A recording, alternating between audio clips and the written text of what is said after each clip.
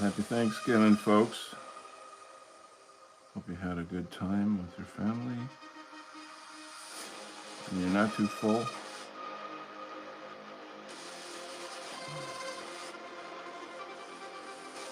It's the first year that I cooked Thanksgiving dinner myself.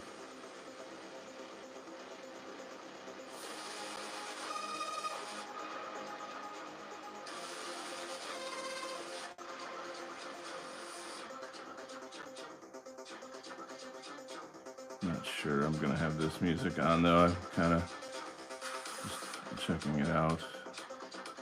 It's a little goofy. Maybe I'll switch it out. It seems a little weird. Hold on a second. Yes, I know you do.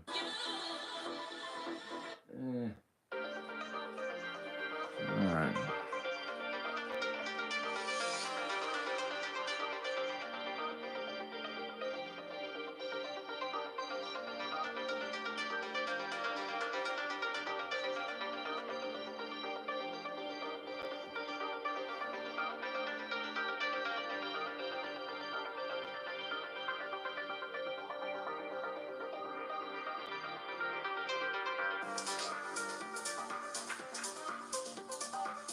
That was a nice groove.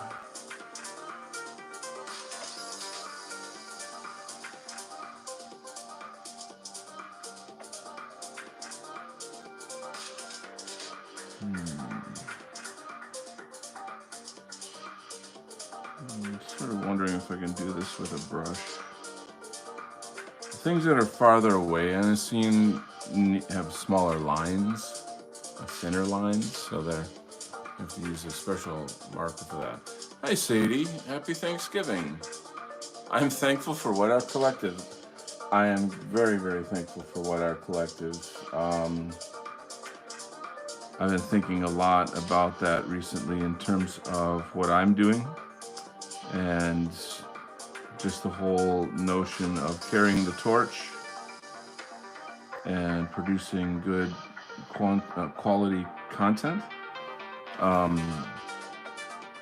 The monthly White Art Challenge is having a Christmas sale right now. And I asked Jayla Dark if she'd like to use my channel to do a promo. And she says that it's going so well already that she doesn't actually need it. That's like a testament to like how successful we are as the White Art Collective. And again, at this point, the White Art Collective is a community, you know. It used to be Jeff Winston's, I guess, LLC, but in truth, right now, it's a community. So that's freaking awesome. I was so happy to hear that. And then I just told Jay, like, hey, you know, anytime you need my platform for promotion of any kind, then, you know, just reach out. Don't be shy. So that's groovy. That's pretty sweet. The monthly What Art Challenge is on Telegram. So if you're looking to pick up some beautiful handcrafted artworks, crafts, things of that nature, then look that up. And I mean, obviously, all the themes are related to our culture and our movement. Thoughts and prayers to Ireland. My God. Yeah, I just pretty much got the news. I mean, of course, it's a holiday. I'll turn this down a touch. And I don't even know the full story at the moment, so I'm not totally plugged in. I know that there's a kind of riot going on in protest of the migrants and that whole shit show.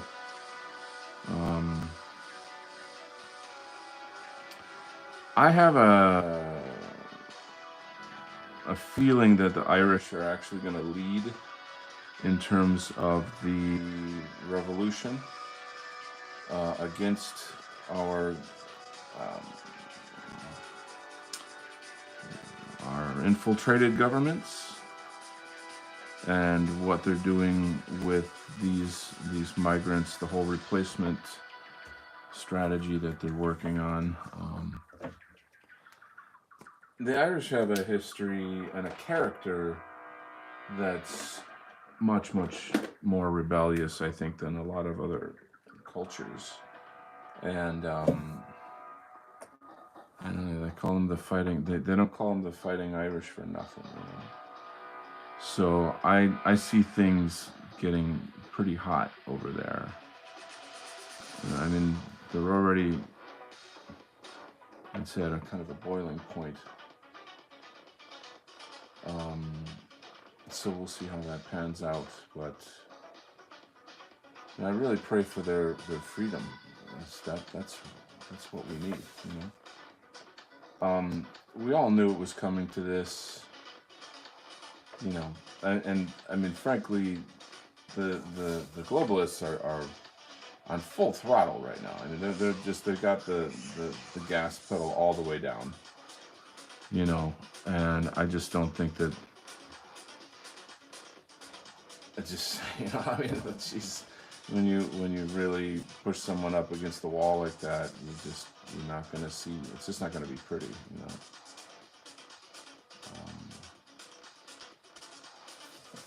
So here we go. As the Joker says, here we go. So we'll see how that all pans out.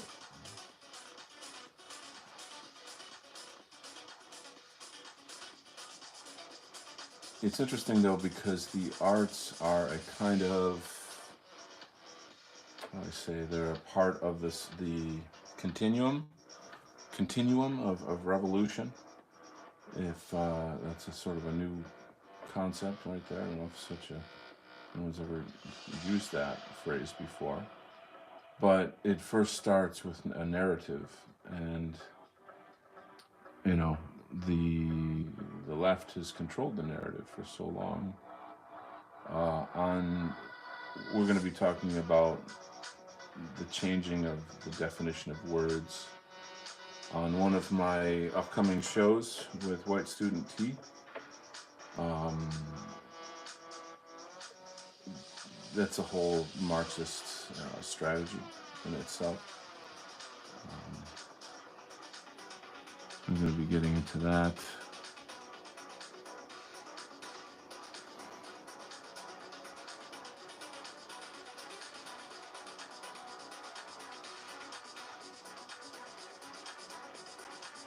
It's pretty crazy, the idea that, like, if you change the definition of a word, then you control the meaning of that word, and you know, it's that Marshall McLuhan line: you control the media, you control the mind. You guys might be familiar with that one.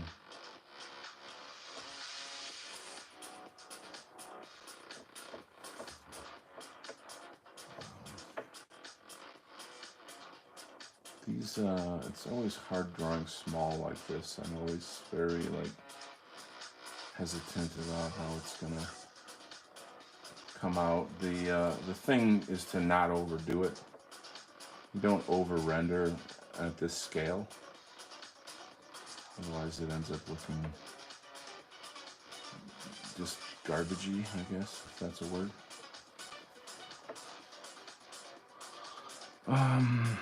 So this was my first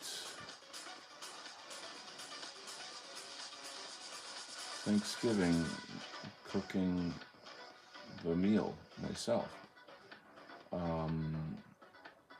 You guys probably know a little bit about my past and how my family abandoned me over the vaccine and my mother's death. And so it was just my son and I for Thanksgiving today. But instead of it being a, like, depressing one, I turned it into a good one. and I win. So it's a lot of, it's just, I don't know how to say it, but it's like, yeah, I know. I live with it every day. I mean, of course, I know about the sadness and all those shits, but like, you just can't fucking live there your whole life. You gotta, I don't know, choose happiness, I guess. And again, it's my son's life too. I want him to grow up with good memories, not like, oh, dad was always depressed, and it's not, it's not the role model that I'm trying to project. You know what I'm saying? No kind of. Um,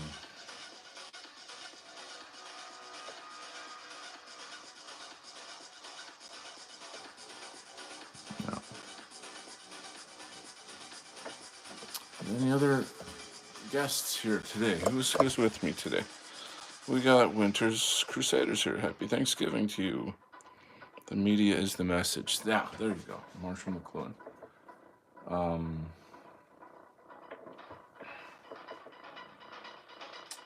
so yeah.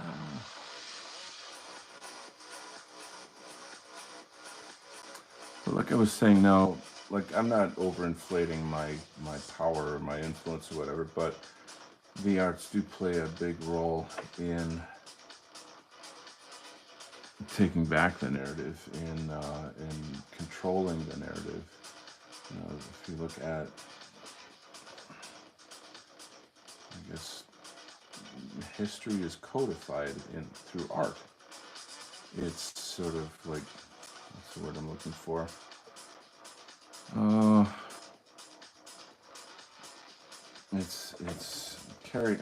One's history is carried on through generations, through the arts. And of course, that's not just visual art, but it's clearly obvious that that's a thing.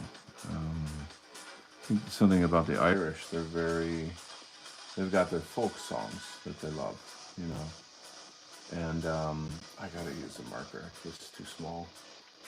Anyway, I'm not an expert on, like, say, Irish folklore or history, but I've had enough conversations with Irish people to know about various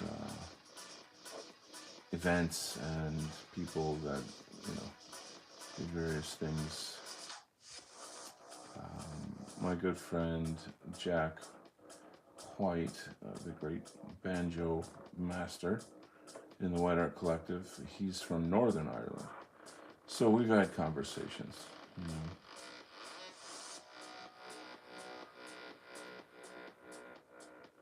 Yeah.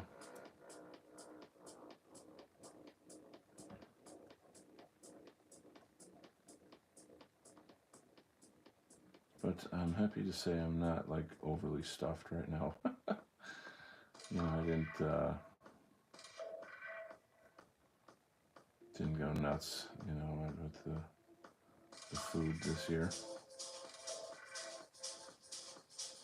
It's nice. Like oh, there comes the commercial. I just really hate feeling full. It's just a feeling that I don't know. I mean, as I'm sort of working on the diet and this and that, it's just, I don't know, it's just a feeling I can't stand. But anyway, how about you guys? How was your Thanksgiving today? Any Thanksgiving stories? You guys talk politics around the family table?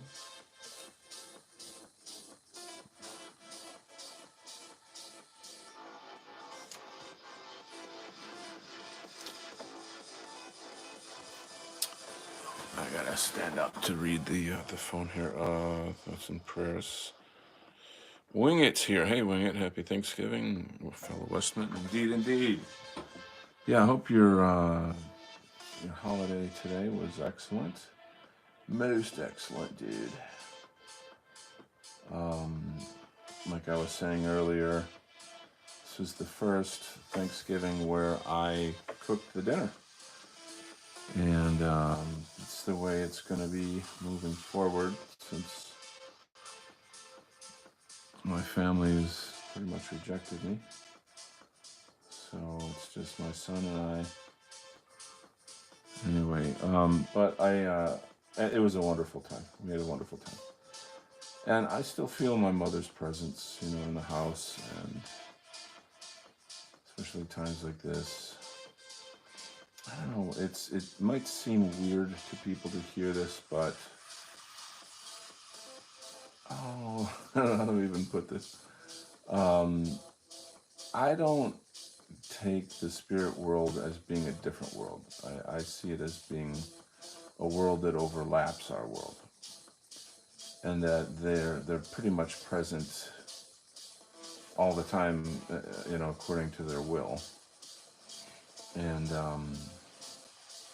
so I pretty much behave accordingly. I talk with my mom and dad and say good morning and good night and just acknowledge their presence.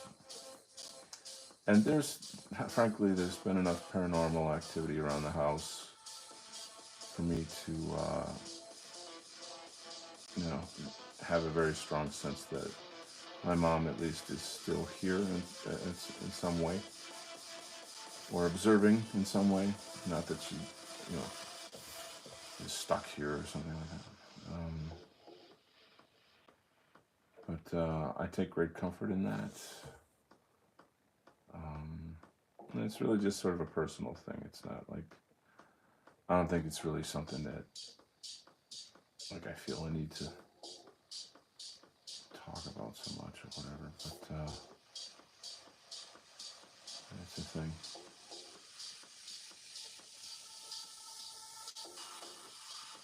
Got a couple new pencil pages coming up. I'll be working on. Going dancing again this weekend. Woo woo! I am just concentrating on being healthy, happy. Like healthy, wealthy, and wise, as they say. So that's the game plan. Stan. Yes, sir, Bob.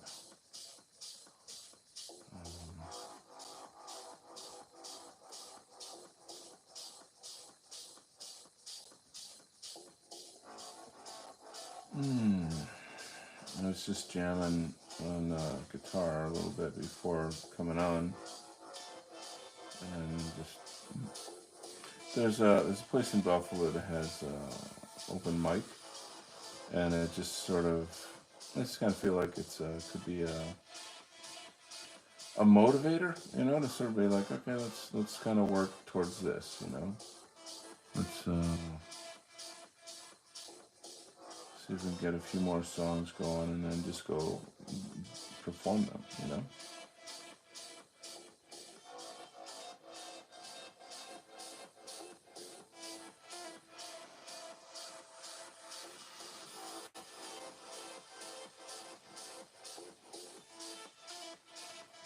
See how that goes. Oops, sorry, that was off camera. Sorry, guys. Sadie, let's see what's going on here. The media. Sadie says a good bun fight, or it wouldn't be Thanksgiving. A good bun fight. I'm not sure what a bun fight is.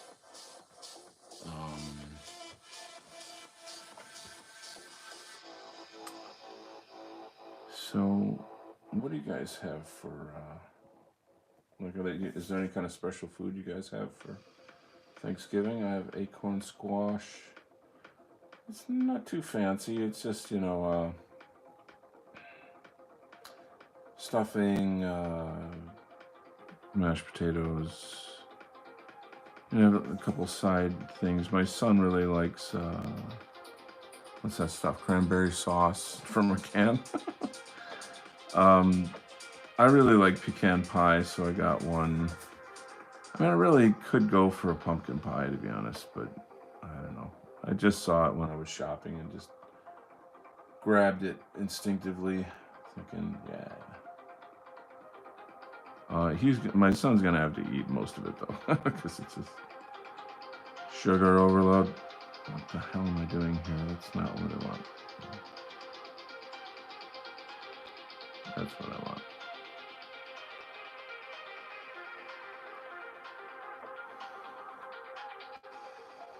There we go.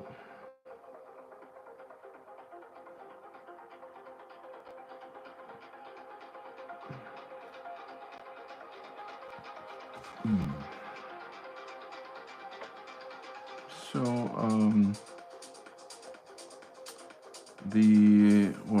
which show? So when I'm drawing and I'm talking, I kind of a lot. So just bear with me because I'm focusing in two places. Equal Training, the sort of anti-CRT show that we've got going. We are going to, in the long game, there is that we're going to connect with big national organizations. You guys might have heard of, like, I think it's called Million Moms, or something like that. There's that, and then there's really just a bunch of other people out there working towards sanity, in the education world. It's not a new thing. Hold on a quick second here. Let me zoom out a touch so you have something to see. But also want to quickly show you, this is the follow-up on the Tuesday show. I finally decided to put some line work in here to make it more definitive. Since I do a lot of comic book inking, I don't want this to look like comics, but at the same time, there's a lot of like techniques that I use. The difference is largely the shading, and of course the theme. I added a little bit of brown. It's kind of like a charcoal, wax-based charcoal that I put in to shade this. Gives it a bit of texture. It's quite nice. Let's try to read some comments. A bun fight is a debate at Thanksgiving table. Oh, I never heard of that. Well, yeah, how my family kind of turned on me, other than the vax situation and that whole thing, was that years ago I had a YouTube, or not a YouTube, sorry, years ago I had a Facebook, and I was just starting to kind of really get it, like, figure out like what's going on, and I kept sharing like really, really based memes, and they got spicier and spicier and spicier and spicier, and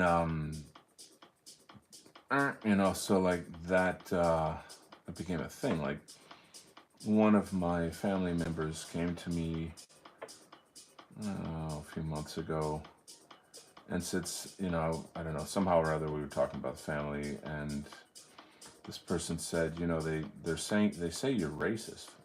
And I said, racist? Like, about to what? To who or whatever? Oh, blah, blah, blah, blah, blah, blah. And I'm like, well, no, I don't like those people, And it's, I mean, not liking people because they systematically rob, rape, and kill you is not racism. It's just normal behavior. It's just, let's say you had an ex-husband or wife or something who regularly, abused you emotionally and physically. Would you not hate that person? I guess the difference is that people can't seem to think beyond their own. They don't see themselves as a part of a whole. They're just, everyone's looking out for number one, and we're all in these little bubbles, and nobody's connected, and we have no history.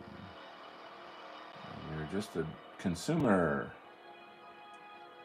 Just don't go against the flow. Don't think for yourself.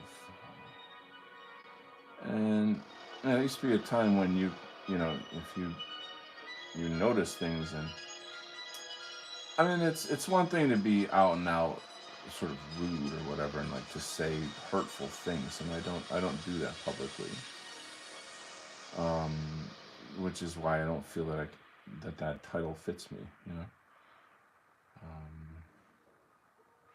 Definitely a race realist. I would definitely say that. Probably.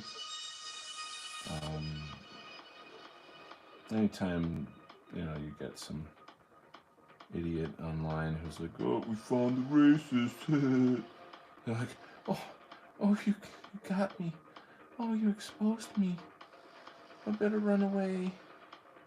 I'll say like a race realist is the proper term.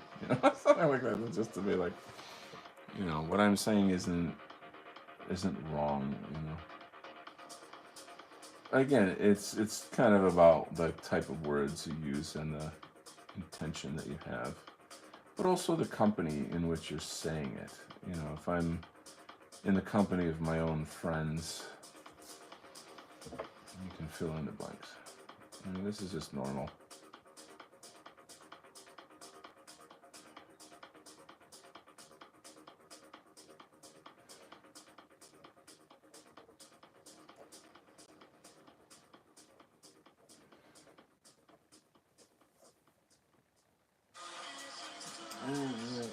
Let's see. Music is meh. I'm not like some of it's okay, but I'm not like super crazy about it. I don't like this sort of pop style house music that's like sensitive singing stuff. like, like I guess I just sort of like more beats, or if there's vocals, I kind of like it if they're mashed up in some sort of way that is more creative.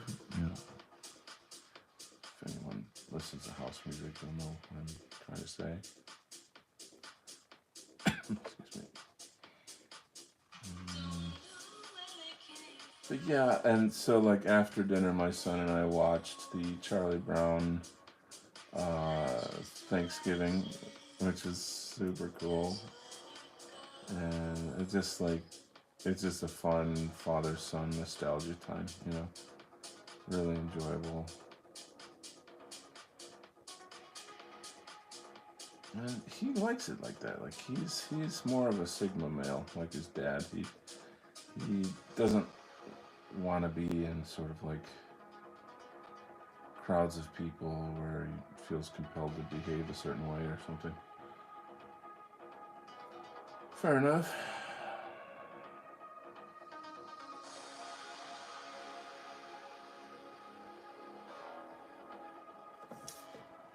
I don't know. Am I a Sigma male? I mean, I'm not a loner. I don't, I'm comfortable when I'm alone, but I'm not like, I don't avoid people. Well, do I avoid people? Do I avoid people? Let's see. I avoid some kinds of people. I don't actually avoid them. I just know how to act around people that I need to like. What's the word? Like like there's that there's people that are in a sense like a kind of a threat to you, so you know not to open your mouth around them, basically. Um,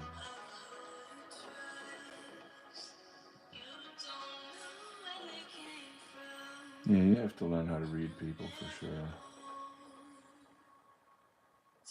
It's just a survival skill. Anyway, what else is happening in the chat? I'm going to change the music here for a second.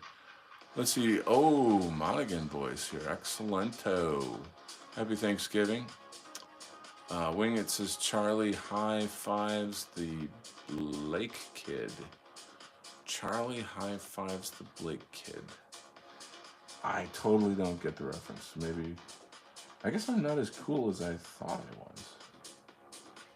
Shit, man. You guys are going to have to help me out.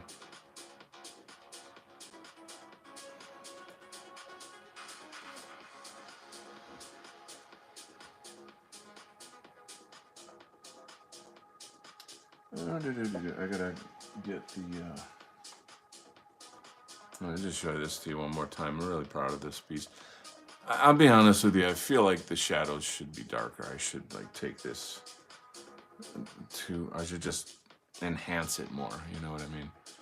But like the overall composition, I really really like. I thought the show was good too. Of course, we had Kai Moro's speech, and that was his. The particular speech was on Britain, and it's kind of talking through what Britain has to do to save itself, which is kind of what looks what well, it looks like Ireland is starting to do that. Um,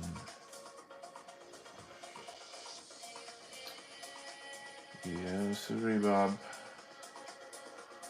Fun times, fun wow, fun for the whole family. Um,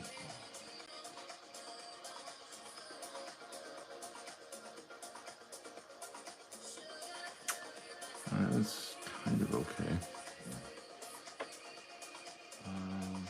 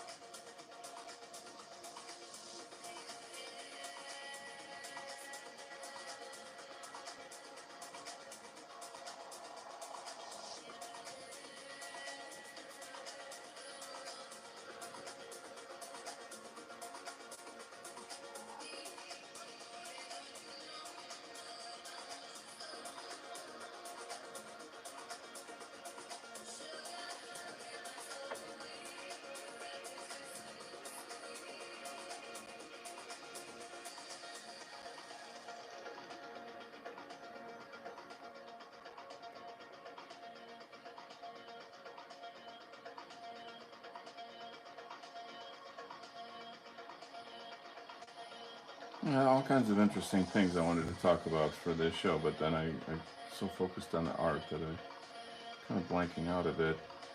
Um, I watched a really really good documentary on the true history of Thanksgiving tonight, and I've seen it before. It's on PBS. I don't know if you guys get PBS where you are, public broadcasting system. Let's see. Oh, we got some. Okay, Monaghan Boy says, "Did you choose the name Kent because of Superman?" Yes, I did. Although it was recommended to me by a close friend and fellow creative in our movement. Wing It Production says Peppermint Patty invites him. Indeed. Okay, so my channel says Donald is the new president of WAC. So this is something that's been coming up more and more. Interestingly, um, I guess I need to speak to this a bit. So let me gather my thoughts. So just to get the history on this whole thing clear. Okay, Jeff Winston started the White Art Collective, I think around 2017, and then reached out to a lot of people. I was one of the founding members, meaning I've been around since day one, and I've done huge amounts to help get it all together. I've contributed a lot to a lot of shows and events. I'm a close friend with Jeff. Started my own shows.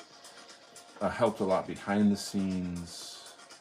And then so how do I put this? So technically, I would say that the White Art Collective is like an LLC. It's a company or a business rather, a multimedia business that Jeff started. Hold on, I gotta get something. The we all understand why, but he was before he died, he was getting all kinds of money for a film that he was making, and he was selling stuff through his website, and it's just essentially trying to monetize the White Art Collective. And then, of course, the artists would all be, contributors, right? So that's the concept. Um, and so, but sort of in the meanwhile, it became a community, and the community grew and grew and grew and grew. And so when we say White Art Collective, we really think and mean the community. But we have to say, like, technically that was his baby. That was like his site. So I'm not in any way like the president of WAC or anything like that. I took I kind of grabbed the wheel, so to speak, and I made 3 shows to commemorate Jeff, to help raise $28,000 for Hyrith and Jeff's baby. And it's just a thing you do. When a tragedy strikes, you step up. Everybody has everyone, like all the Pillar members, they all have their own unique life situations, family, job, blah, blah, blah, this and that. And, all of them are just as much Pillar members as I am. You know what I'm saying? So, like, I think that because I stood up and I made something, how do I put this? Like, I guess I took the reins in a sense, that I did something to keep things going. Like technically I have 3 shows now. I went from like randomly doing art streams or whatever to having the UK connection with Patriot Arts Community on the Tuesday show, where it's a themed show combining the White Art Collective with the UK audience. So we have like a doubling up on the community, so to speak, and then starting the other show with White Student Transmission. It's and I feel like I'm just getting started too. Like there's more I want to do, and there's still gonna be more like sort of specialty shows, if that makes any sense. Where, like, for example, I'm gonna be doing like some new speeches by Kai Moros, and try to have a panel discussion if I get some people on with me. I have the idea of doing sort of like a martial arts show with what's his name?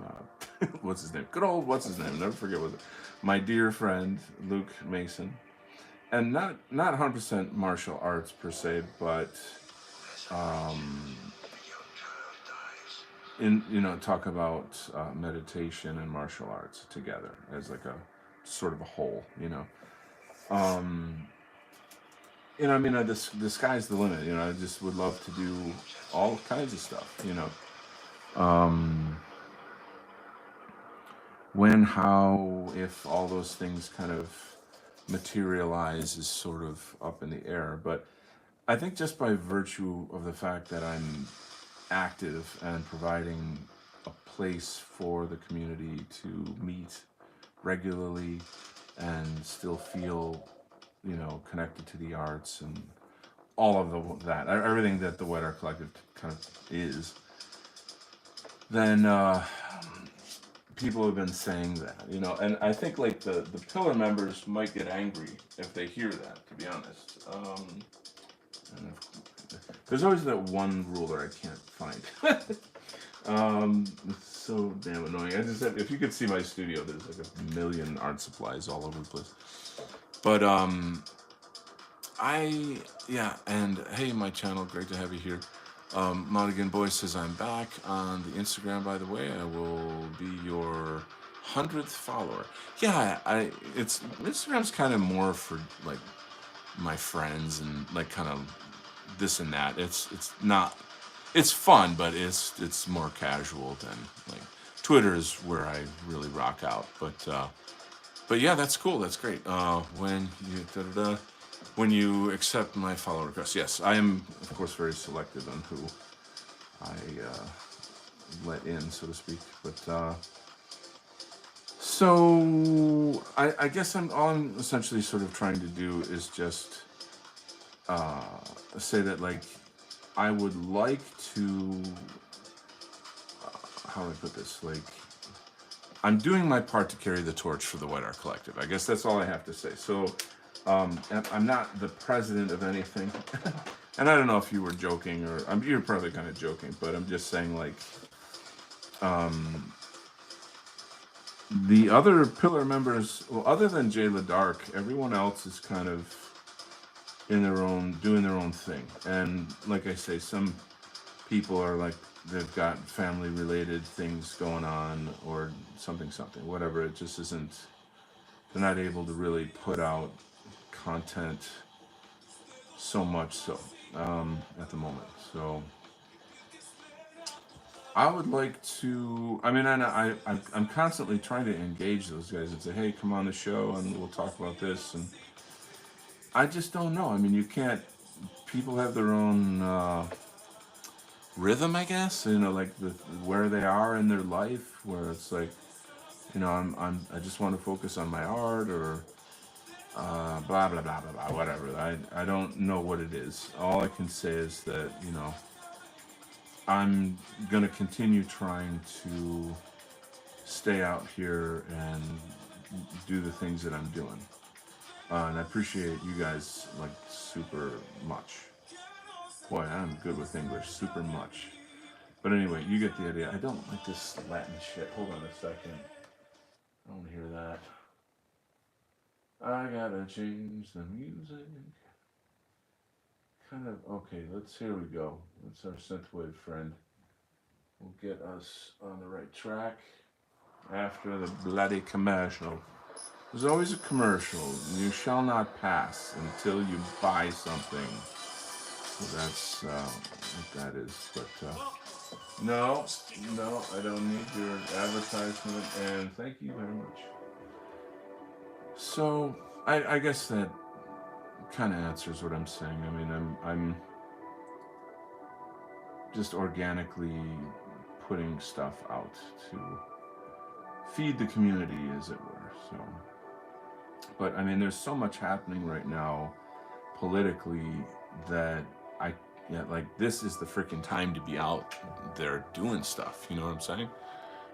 Hey, Jay Lewis is here. Good stuff. Hey, happy Thanksgiving to you too, my friend. Let's see. Jay says, let's see. I think I can show. Hold on, I have to show this.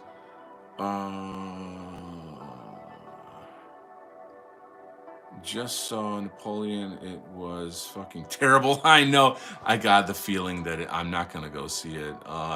He's portrayed as a childish simp. Fuck that shit. Why? Like, okay, let's spend billions of dollars to make a shit show movie and ruin our own fucking history. I mean, how? I don't. People should be like publicly flogged for that kind of shit. I'm really fucking sick of it. And I mean, I don't like, what's his name? Ridley Scott. That's like, from him? Like, that's unforgivable. He's a great filmmaker, and like, that's unforgivable. Like, that's not. I thought like, oh, it's Ridley Scott, it'll be fine, but nope, apparently not. I'm really sad to hear that, but I guess I'm not terribly surprised. What else do I have to say? Okay, that kind of reminds me of something I was talking about a bit earlier. I was watching a documentary on the true history of Thanksgiving, and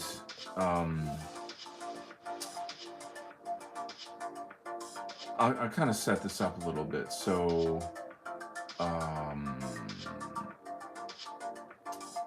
and I apologize, I don't have the names all right. Like, because guys may know about Miles Standish, and I just can't remember the one. There's like one main guy that I don't remember his name, but anyway, so the captain's log of the Mayflower was discovered in a museum, a history museum in England, and they they took it to some history museum in like Boston, and of course this is going to be something significant to you guys. You're going to want this, this is your history. And so getting the captain's log from that time and event is extremely revealing about many, many, many things. And it tells a broader story of everything that happened, yada, yada, yada. So you get the idea. Anyway, there's a really beautiful sort of film documentary on it on a channel called PBS, Public Broadcasting System. I'll cut to the chase here. So the story itself is very, very well done. Like, it's not cheesy at all. It has a kind of a excellent quality acting, and like it's just like good quality shit. So anyway, but the problem is they have all these like liberal feminist quote historians that are commenting on the history, and they're interjecting like the worst, like the meanest takes on the whole thing, like just saying like, oh, these people who came from Holland and to England and this and that, like they were religious nutters, and I'm like, your job is to tell history, not to insert your political and religious opinions. So fuck off, fuck off, you dumb bitch.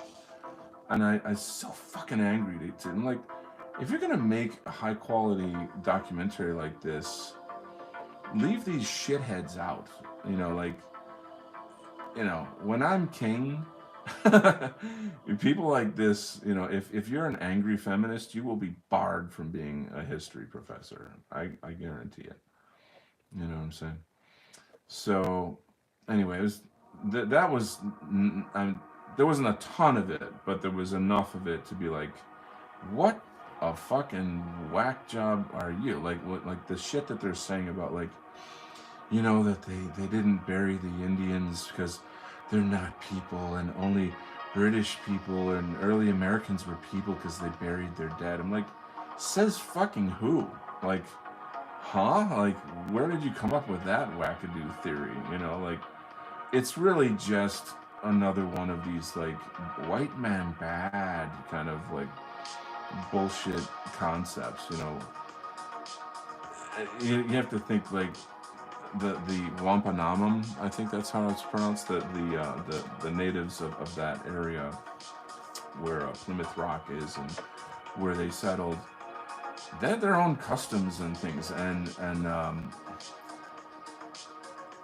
they, in a case where there was like a village where another Indian tribe had come in and slaughtered all of these natives, because that's another part of the history that they don't talk about.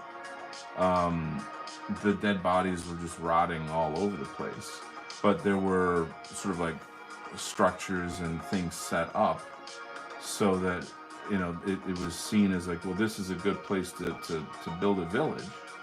It's near the water and it's on this hill and there's all these just, this is a time of survival against the elements and other tribes and such. So the early settlers, they moved into that area, and anyway, there's just all kinds of shit like that that's like interpretations, I guess is what I would say. So the good news is that the British actor that they found for this was very, very good. Like, his beautiful voice. I mean, just his voice alone, he's got like a real warm, masculine kind of voice, and these people are very, very hardcore, sort of religious revolutionaries, that came here, you know, and died for their religious freedom. In England and in Europe at the time, there was the state of religion was very, very bad. Like if you didn't go to church, you had to pay what amounts to like almost like a $10,000 fine, you know, for not. And then there was some new leader that came in that was very unpopular, and it was believed that he basically kill you, like if you didn't follow the Church of England, etc., etc. So and then more than that, there's even some interesting points about our people realizing that you don't need a go-between institution to, how do I say, to find God. Like you don't. There's like nowhere in the Bible that says that there should be priests and you know constables and people in the government that should charge you for not going to church, and these kinds of, that you can only get to God through a minister, like these types of things. So in a way, I feel this is very interesting because it's like a reflection of the early American spirit in terms of, breaking away from England and having a sense of like going against the grain of politics and wanting freedom. That's essentially where I'm going with this. So it's a profound story, but then somehow they managed to get these shitty fucking leftists in on it, and they had to say all these like blah blah blah things. Now, obviously, the native perspective is its own history. It's legitimate. It should be understood. It's significant. But the thing that is kind of missing here is, and I don't know how to say these things that quickly because there's just too much information. And I wish I could remember the names of these tribes as well. But so you've got an early settlement with our our pilgrims, and they're struggling to survive. Like 50% of them died from the elements and starvation and blah blah blah. It was just a hellish, very hellish experience. And at some point there was a native who approached them from a local tribe, and this native spoke English because there had already been settlements at the time. And so this excuse me, this native was basically saying like, there's another tribe that wants to slaughter us. They want to like completely get rid of our tribe, and we're coming to you asking if you will like help us, if you will fight with us to stop us from being killed off, and so at the time, again, I can't concentrate and draw, I can't talk and draw at the same time. The sailors that brought the pilgrims over, these are people who are essentially soldiers, a lot of them, and a lot of them were kind of like dregs that you either become a sailor or you're going to jail. This is like a kind of a way out of going to jail, and they had a lot of experience killing, let's just be frank. And so they set up this kind of, what do you call it? Like, I don't know what to call these words for these things, but long story short, they killed some of the chiefs that were trying to do this activity, and they ended up taking the head of one of the chiefs and like putting it on a pike in their village.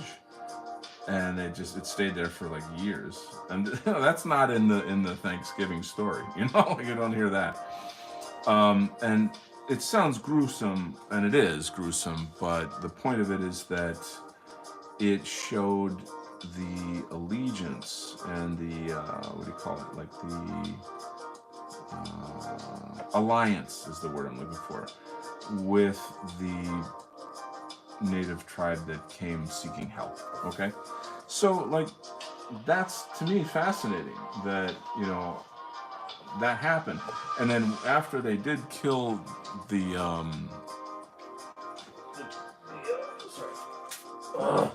they killed the what do you call it, the chief. That's when the tribe that asked for help. That's when they brought all the food, and that's sort of the feast that we are commemorating when we eat food at Thanksgiving. So they didn't think of it like, oh, it's the first Thanksgiving. It wasn't a Hallmark greeting card commercial. But somehow through time, this event in history turned into the Thanksgiving that we know today. Boy, I should either talk or draw, one or the other. I'm going to check the chat here. There's a lot of talky going on. Let's see what's shaking. Yeah, I'm not going to see Napoleon. That's a massive drag. But as soon as I saw that actor's face, I'm like, it's not going to work. Winged says, dang it, I do understand he was a fool when it came to Josephine. Okay, well, that's a thing. Winged says, Captain Kirk's log shows he was no Puritan. Severy Unicorn is here. Wow, that's new. A new friend, welcome, and happy Thanksgiving, Severy. Saravi. Sorry, my English no good. Maybe just barred altogether. Ooh, Jelly Storm's here. Awesome sauce. Lovely to have you. My channel, Gruesome. Grotesque, gruesome, it's a plan words. So, it's not a lot like the Charlie Brown Thanksgiving special that I saw earlier,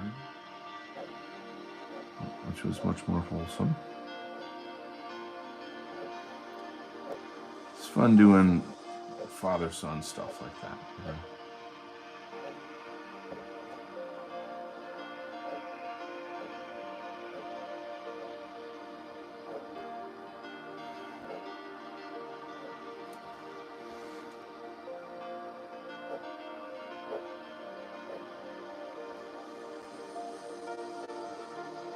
So what else is going on in Donald Kent's mind?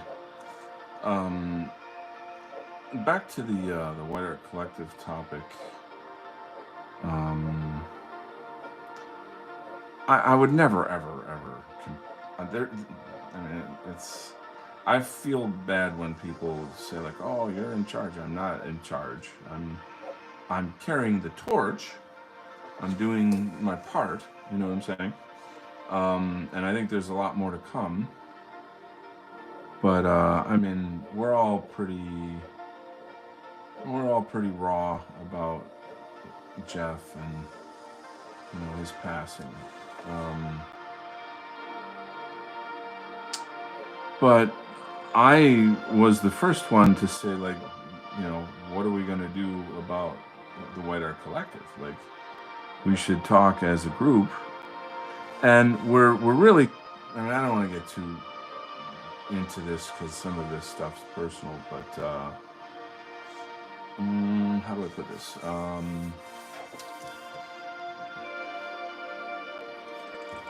I think the time is coming when we're going to have that conversation. And I don't know really what will be different because, like, you either have the time and ability to step up and produce content and do something, or you don't. That's just kind of it. And you can't. Nobody, like, I can't control that. This isn't like a formal organization or a business or something. It's completely at will.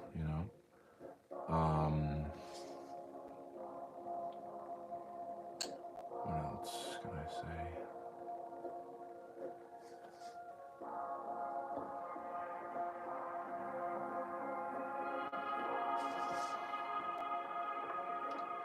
what's really more important to me is how the arts in our culture is or can affect politics and change.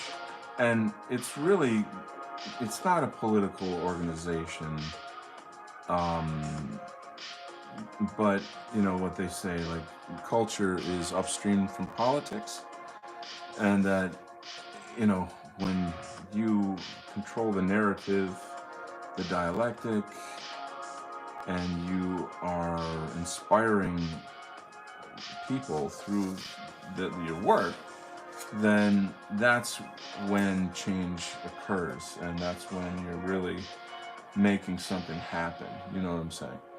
So I'm gonna move on from this page a little bit. Maybe I have one more thing to do. So I was talking to Kai Moros, frankly, lately, and he was saying, like, you say, like, you wish you could have been a politician or a warrior or something, but he's saying, like, it's actually the artist that is the precursor to all those things. That people don't fight and people don't bring change without understanding of who they are, and what it's all about, and what is the cause. You know what I'm saying? So coming from him, I'm like, okay, that really changes my perspective. Then I'm like, okay, that's kind of gives me a little bit of clarity, a little bit of inspiration, which is helpful. I mean, I kind of know that, but there's that sense of, like, wouldn't it be cool if, like that kind of stuff. Um, let's see what else is going on here. Hippocratic Oath, welcome back. Good to have you, brah. He says there is already artwork for the Irish riot. Must be AI. Yeah, and there you are. I mean, it just demonstrates, like, this is what people do. There's a lot of people out there. Maybe more. I don't know if this is true, but it seems like there's a lot of anonymous artists. That. And then with AI, there's so much more ability to make political art. I've been seeing a ton of it, and I'm, like, grabbing every single one of them, putting it in my little meme stash. I mean, some of them are very, very, like, oops, like, oh my god, you're not supposed to say that,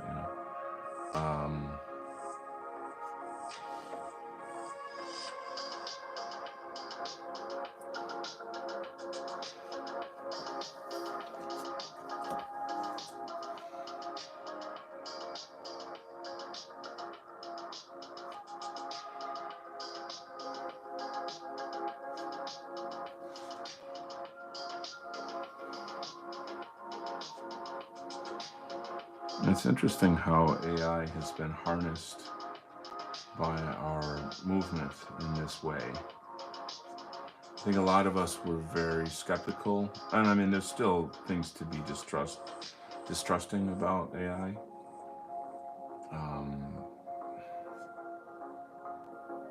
But there were just a lot of people who were kind of against it, including myself, frankly, when it first came out.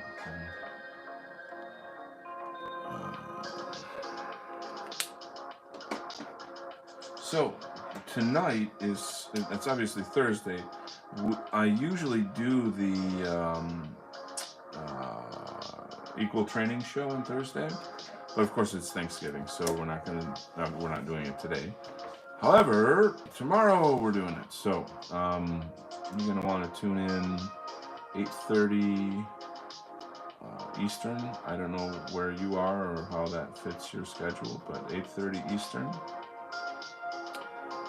And there's always something new and exciting with that show, so check it out. We've got Brant Danger coming on for the finale. One of the interesting things is sort of the approach that we're taking is that the show is essentially a kind of a, I guess, an academic review of key points of the book. Okay, so it's very functional in that regard. And the intention is to then give that to teachers, parents, organizations that are against diversity, equity, inclusion, training requirements, policies, critical race theory, of which there really are many. That's pretty mainstream by now. But I think what is that the problem that many of us have, and me including, is that we don't always have the language to break it down. And I'd say it's not really just for education or the education world, it's also for the employment world. So that being that, you're in a hot spot, or you have like very liberal managers or bosses on your job, then there's ways in which you can deconstruct the Marxist dialect that's baked into those things, and then defend yourself, save your job, and or give yourself the leverage on which you could have a court case. So it's pretty serious shit. That's not a joke. And obviously, I mean, like there's some new stats that came out about the increase of diversity hires versus how many white people are being hired, and it's grotesquely huge how bad the problem is for whites. That whites they're not being hired because they're white, and a large part of this is that corporations want to save their ass. They don't want to get in trouble. And you see how that works. You see, it's legal coercion to get these companies to have to do these things. Like, where did I see this? Where was this? There's some news thing I saw yesterday. I don't remember the company, but the story was on, oh, hey, look at, this is the new diversity hire, or the diversity manager for X big company. I don't remember the fucking company. And it's some fruitcake guy who's just like making a show out of like, oh, I'm gonna make a splash, I'm gonna make sure that everybody blah blah blah blah blah, which is technically just being like threatening, and we need language, we need help to cope with these kinds of monsters, and I mean they're everywhere in the workforce, in the working world. So,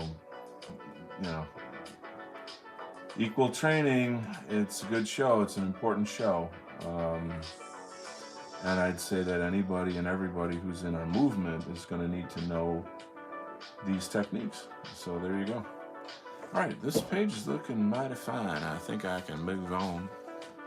Gonna get me a new page out over here.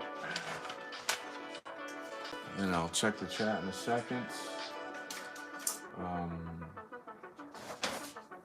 Okay, new page coming up.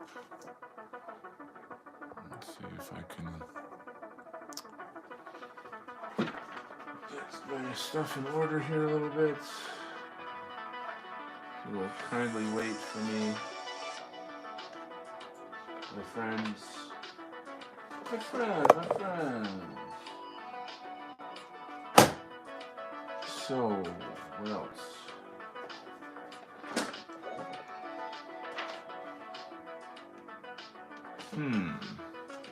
Alright, I'm going to check the chat real fast here. Let's see what's going on. Oh, not much. Okay. So yeah, for me personally, holidays are hard because of my mom's passing. And this is normal. Anyone who's lost someone, especially in the first several years, I guess, is really gonna suffer a lot. And I've shed my tears, and I had my moments and stuff. But I've kind of, and I think I've said this before, like I've come to a place where I'm just accepting, you know. Um, I'm gonna have to either do a show or draw, or like talk or draw. Which one is it? Art or commentary? Which one is it? Make up your mind. I just have to make sure this is square. It's not perfect. Maybe I'll go like that for you. Yeah. But how though? How does one accept death and the death of a loved one? What's the? It's not just like, oh well, I have to deal with it. It's not that. It's understanding death in a more profound, esoteric way, and being kind of more. I don't want to say at one with, but like at one with, So that's just my personal philosophy. But I think the thing about these kinds of topics is that a lot of us are like, okay, I understand, I get it, I understand why you think this way or believe this way, but I need proof, And that's normal, that's good. You should have proof. You should not just accept things. You should question things. But here's the thing is that until you experience a thing yourself, it's all talk. And so whatever the proof is there's no better proof than experience. You know what I'm saying? When I told people about the paranormal things that happened around the house, there was like a whoa, like wow. And then immediately it was like, yeah, but this could have been this and this could have been that, and yeah, but. And then there's a moment of like getting looked at kind of sideways, like, oh, he's just making this up to cope. And it's just a cope. Oh, okay, sure, yeah. Well, that's okay. And then they talk down to you like you're a little baby, and it's like I can't make you believe, and I don't even fucking care if you believe it. It's like, I mean, I care that you don't have to suffer. I don't want you to suffer, but like I'm not out to like, start a cult or some shit. And not only that, it's sort of, there's a part of you that's like, this is my personal experience, and if you're questioning it, you're basically insulting me. You're saying like I'm crazy or something. Well, fuck you. So it's tricky. That's why the tendency is to not talk about this stuff, because it just gets hairy. But I've been fortunate. I don't know. Sometimes you go through suffering, and it can either make you stronger or destroy you. And I've been through so much of it that the only other choice is to be destroyed. It's either you either are going to get destroyed by this, or you're going to stand up, and move forward. And so there's so many reasons to move forward, but the more than that is not just the reasoning. There's like spiritual technologies that exist that's what I call them. They're basically, it's a combination of a cosmological view of life. Like, how do you understand life and death? What is life and death? What is the truth of life and death? Combined with, okay, once you understand the truth of it, then you can create the kind of the science of the technique, so to speak. So I don't know if I'm using the word science in a way that maybe makes sense to some people, but there's a part of it, of course, that's psychological, overcoming your own suffering. And people who haven't suffered like profoundly don't get it. And it's not to dismiss them or belittle them. It's just that you just don't get it. I mean, you can't.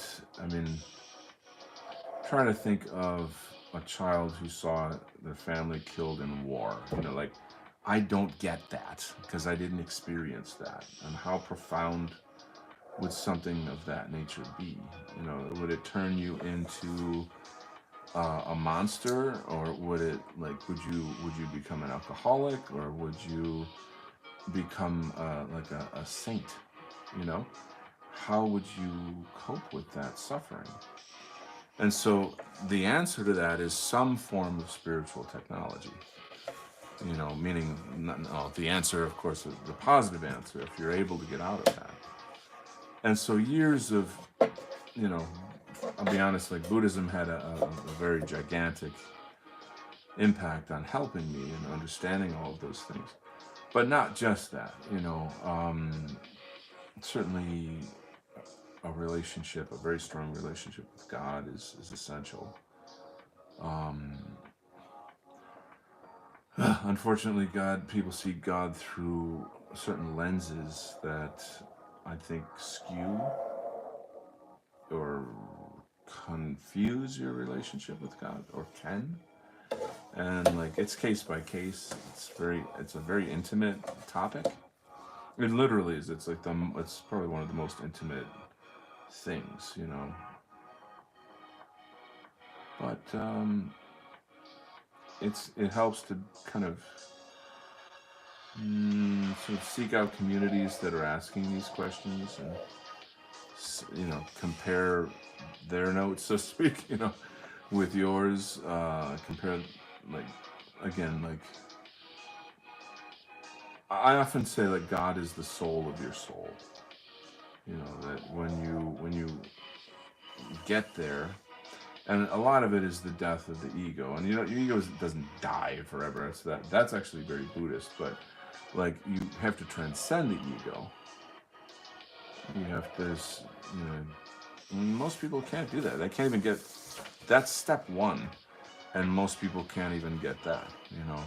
And again, I'm not belittling, because I still struggle with it, but I think you're always going to struggle with it. It's you're in the third dimension. You're not in the spirit world.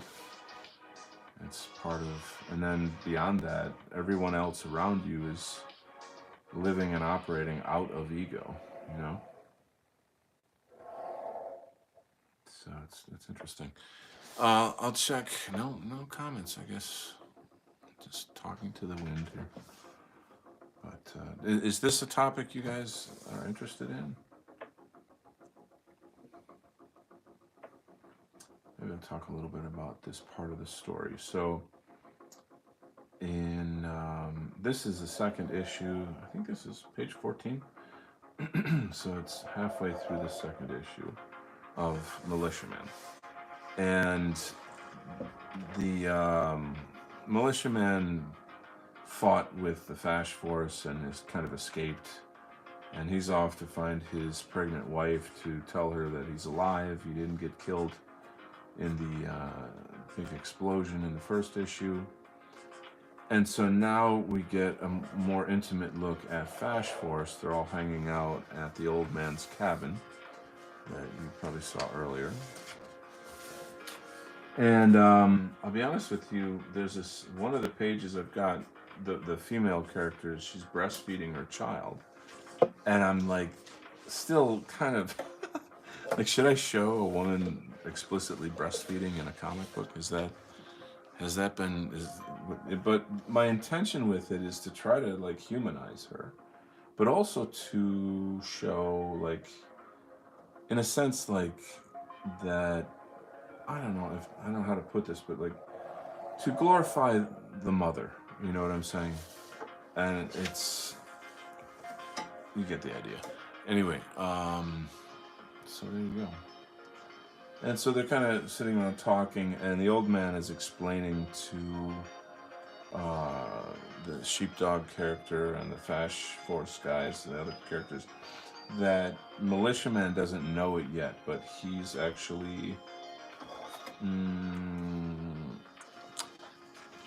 like he, before he came to Earth, and when in his spirit form, he could see the future, because there's no time in the linear form like there is in the third dimension, and decided that he would be born in this era in order to save the world.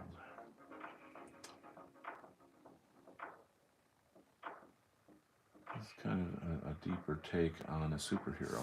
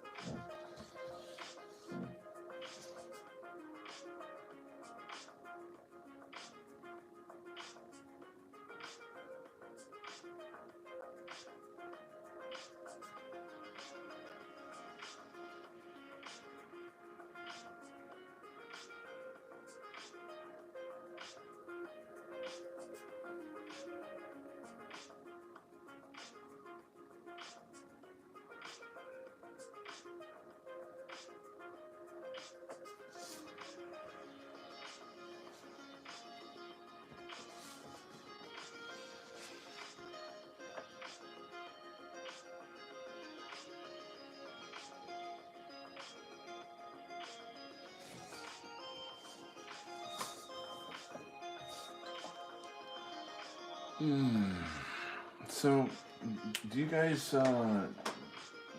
do your families know about your your politics?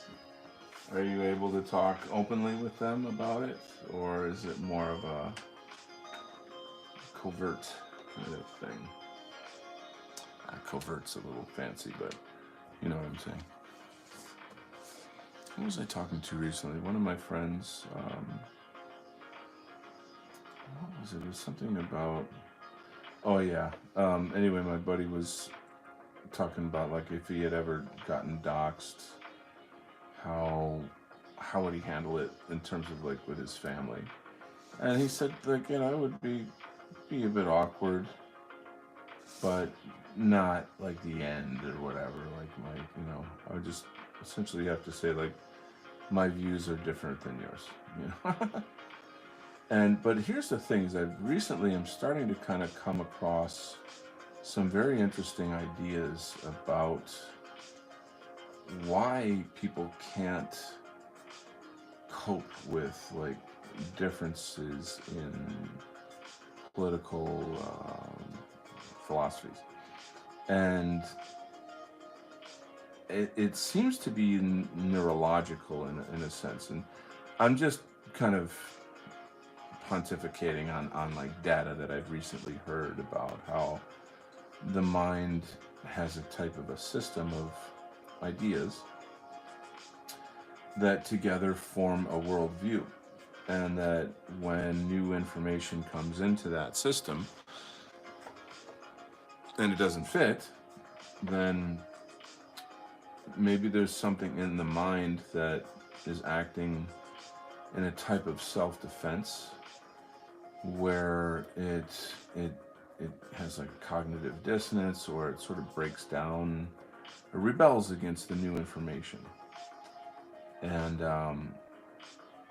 hence can't can't cope with it. Because I'm really trying to crack that nut. Like what's the way, to get people to kind of see the truth. And for ages, forever, I've always just been like, look, here's the fucking data. Like it's not debatable. Here's the truth. And like especially in the case of talk about my mom and trying to get my family to look at the COVID data, they wouldn't do it. They would not do it.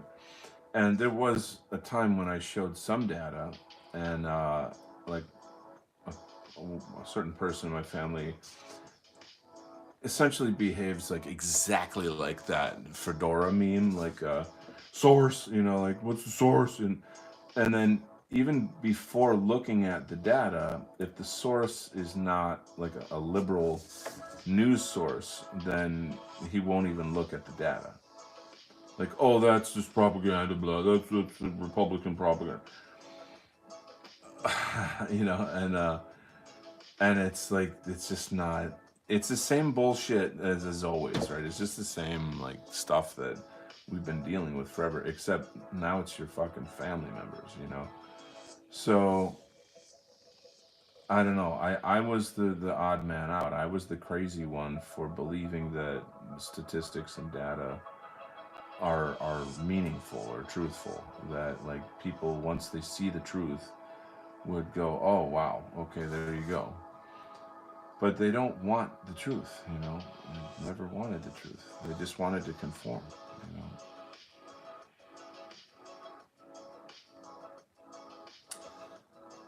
So it's rough.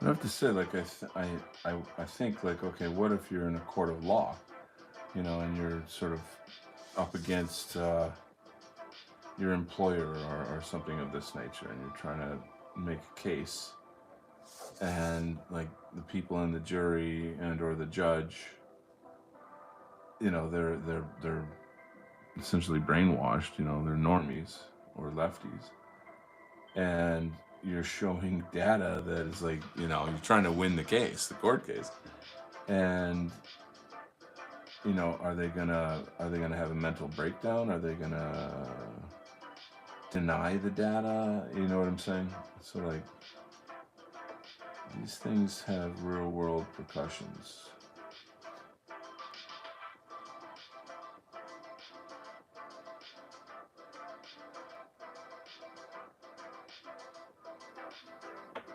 I need to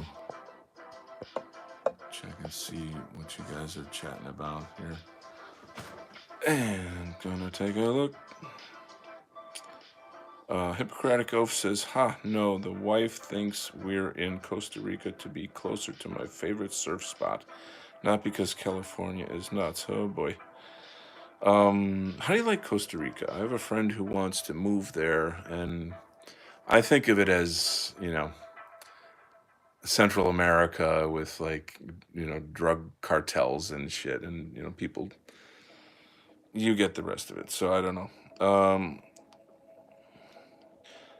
Sarah V. Unicorn says, for me, getting people to deep dive is the real issue. Like the Bolsheviks, for instance. Anyone can pretty much find out the truth if they look into it. Very few are willing to. It's like, I think this is like the difference between us and them. I like to say that, like, in the age of information, ignorance is a choice. And that, I've gotten a lot of mileage out of that. Like, there's been times when I'm approaching difficult topics with people in public, people I work with or something. And you put something out there, and then someone will, poo-poo you or contradict you. And then I'll say, well, in the age of ignorance, or in the age of information, ignorance is a choice. And they kind of look at you like, oh shit, yeah, like, Oh yeah, there's an internet thingy, and oh boy, maybe I should look up things instead of just shitting on people. Oh, maybe I should think for myself. And there you go. And there you go. And now you know. But so like my buddy White Student T, he's very, very. I don't want to say gentle, but like uh, professional, I guess, about these things. Like he knows how people are, and he's able to like he kind of has a way of talking that sounds like he's sympathetic to you. Like he's like, yeah, but and he's able to sort of like say, yeah, I totally know what you mean, but this is the XYZPDQ, and I don't know. We'll see how it goes. You got to realize like there's paid shills out there. There's paid grifters out there that are race hustlers, big time. And these people they're gonna fucking fight you. They're gonna like verbally. I don't mean physically, but that could happen too, right? And you have to watch it.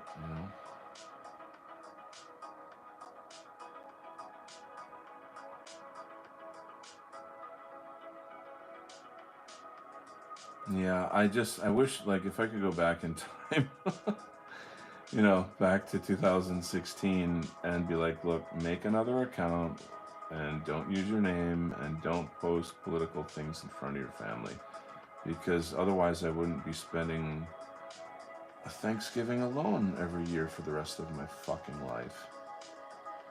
And Christmas and on and on and on. Because of these fucking assholes. It's very fucking cruel. Like I was talking to one of my siblings about it and saying like, when is the family gonna stop alienating my son and I? Because like he's being affected by it too. And it's very cruel. It's very, very cruel. Like I sent out like little gifts, little text to everybody today, like, hey, happy Thanksgiving, with pictures of my son and I, and the one of the relatives who's particularly an asshole, I'm like, happy Thanksgiving, and she writes back, ditto. It's so insane to me how like you've known me your whole fucking life and I'm a good person and we've always had a fantastic relationship, but now it's like the propaganda works. It fucking works, man. I mean, like, and you know who I blame for all this, of course, right? You know who's I wouldn't be in this situation if they didn't fuck up my culture.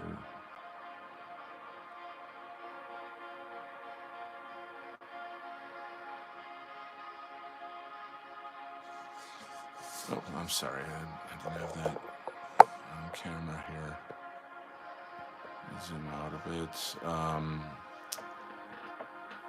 Let's take a look again. Western Kind, welcome, welcome, welcome. With my family and friends, how much of my views I share depends on the person and how much they are ready for. Correct. But I push the boundaries with everyone to influence them one step at a time. I'm able to do that as well, in a case-by-case type situation. You like for me, I feel it out. I'm always sort of putting feelers out there. Occasionally, I'll have fun, like if I'm in like a public situation, like this, maybe I'm chatting with the cashier at a grocery store, and I'll drop a doozy. Like I'll say something that's like, holy shit, you're not supposed to say that, and you know I've had decent luck with it actually.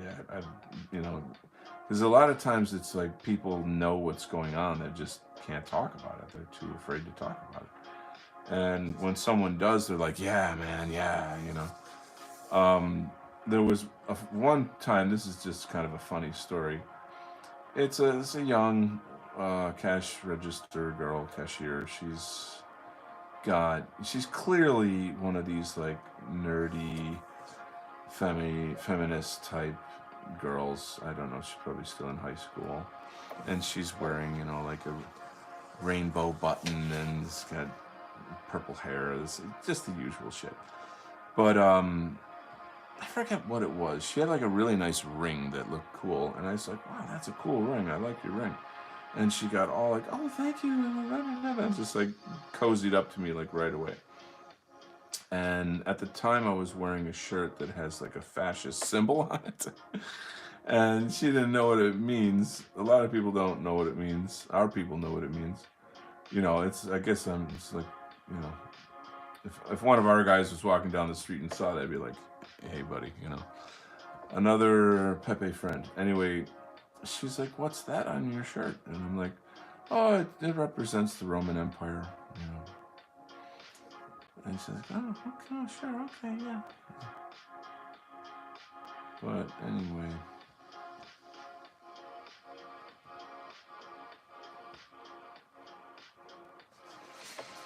and then some dude on Twitter yesterday was saying like, every time you ask people what's fascism, then nobody can answer, and like the usual shit. So I step up to the plate and I like, give him the short answer that would fit on a tweet, but then a link, to one of my shows. To be like, okay, so here's the answer you're looking for. I wasn't mean about it or what, right? I wasn't like, you know, trying to fight with the guy or whatever, argue with the guy. But in the end, like they won't look at the link, they won't, because it's like, oh no, no, don't challenge my views. So that's the world we live in, yeah. How exciting.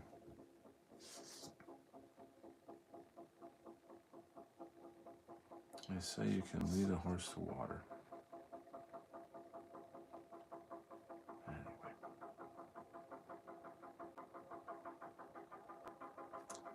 Um,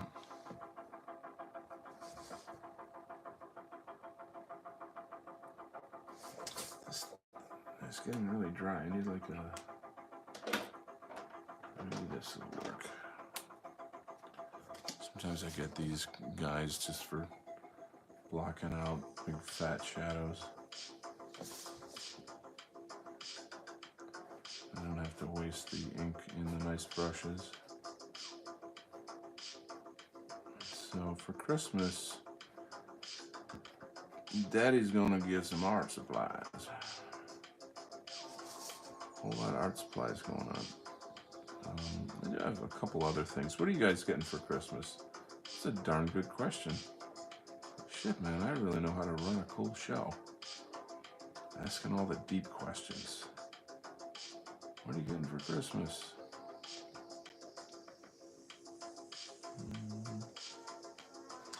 I think I would like to get maybe a better lighting setup for my studio. I have decent lights, but like I'd like to get something a little more professional. Maybe a what do you call it? Maybe like a nice professional microphone. You know what I mean? Like the kind that you usually see on shows. I think I know. So, yeah. I don't know. Does it sound insane to have like a show that's like, meditation and martial arts? Do you think that fits our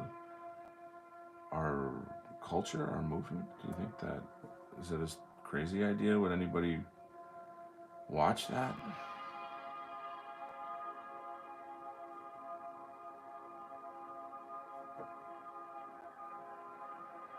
I think one of the obstacles I kind of run in anytime I talk about meditation is that it doesn't fit into most people's understandings of stuff, and so they tend to be a little like that's weird, or I don't know about that. Mm,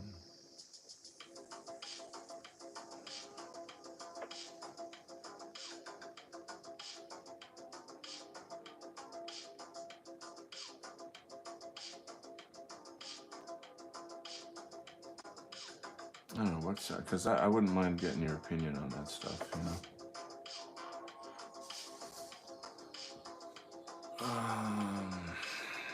Okay. Yeah, this is probably going to be a long stream because it's just like, oh, it's already 9:30. Um, I just, I'm done with the holiday and I want to get some artwork done. So,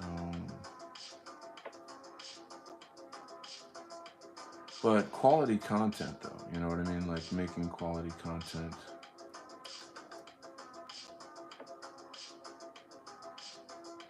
So I would say that like the majority of shows out there are kind of like newsy shows. It's like the recent thing that happened, and that's good. We gotta have that, but I'm not gonna make that. Like I'm not that. We don't need more of that.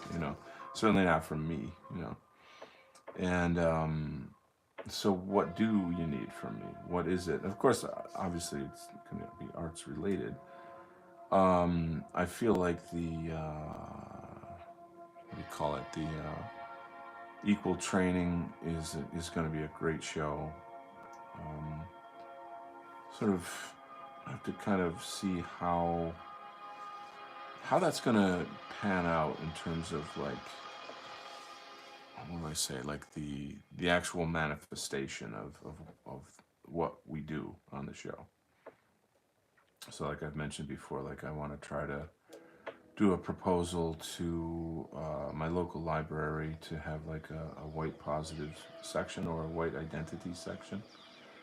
Um, my approach with that is to kind of wait for us to finish this show so that I have a better understanding of the sort of linguistics that I need to go about that. Certainly, we'll have uh, white student T advise a bit on like how I phrase it and all that stuff. Um,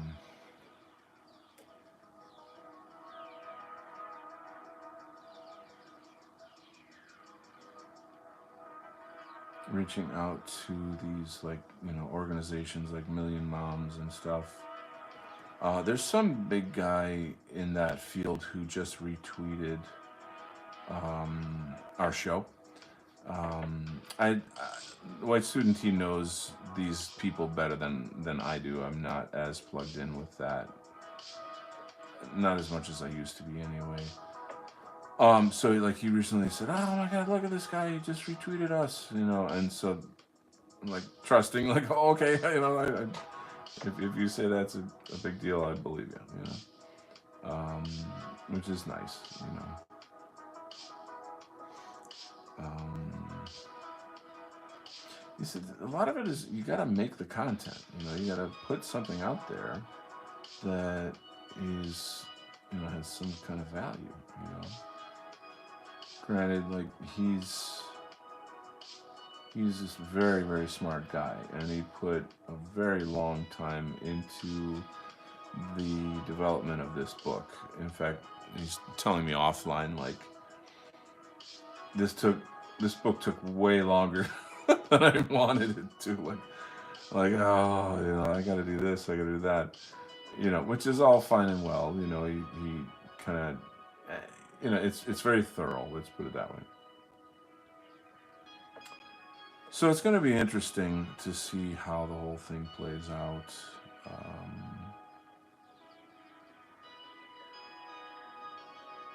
but again, there's that thing like what we were talking about. Like people want to hear it or they don't. They minds are. That is all.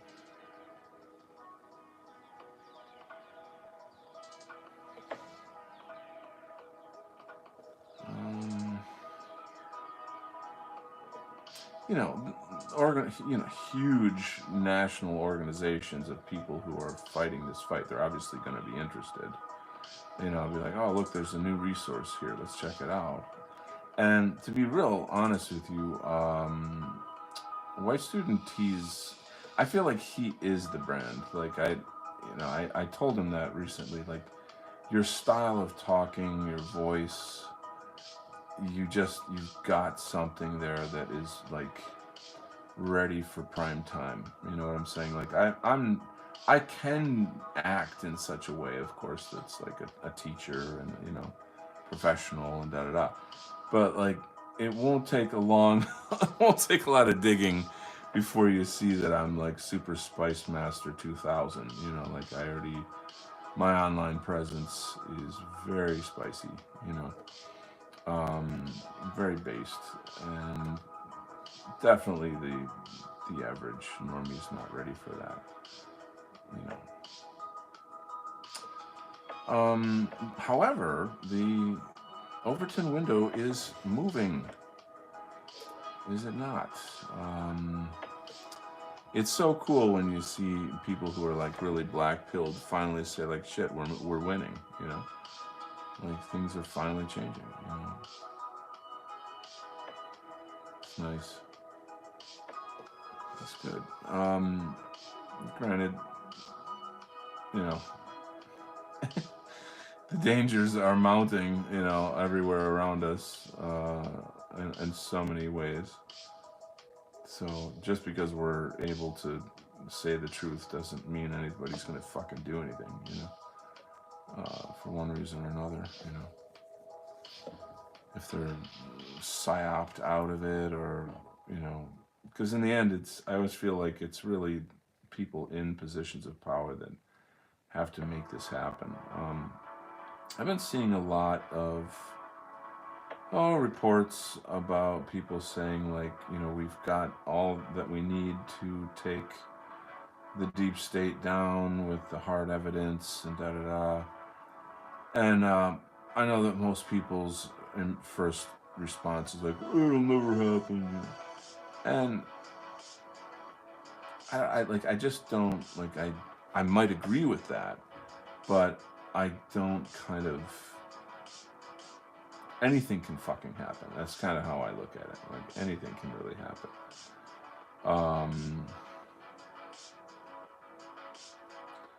So I'm not thinking that like it's not gonna happen. And there's been some decent. There's just been a lot of positive stuff that I've come across that makes me feel like, you know what, this might actually work. Like something might actually change. And just in the nick of fucking time too. But we'll see. All you gotta do is save your soul, folks. I mean, we want to leave the world a better place, of course, and do what's right.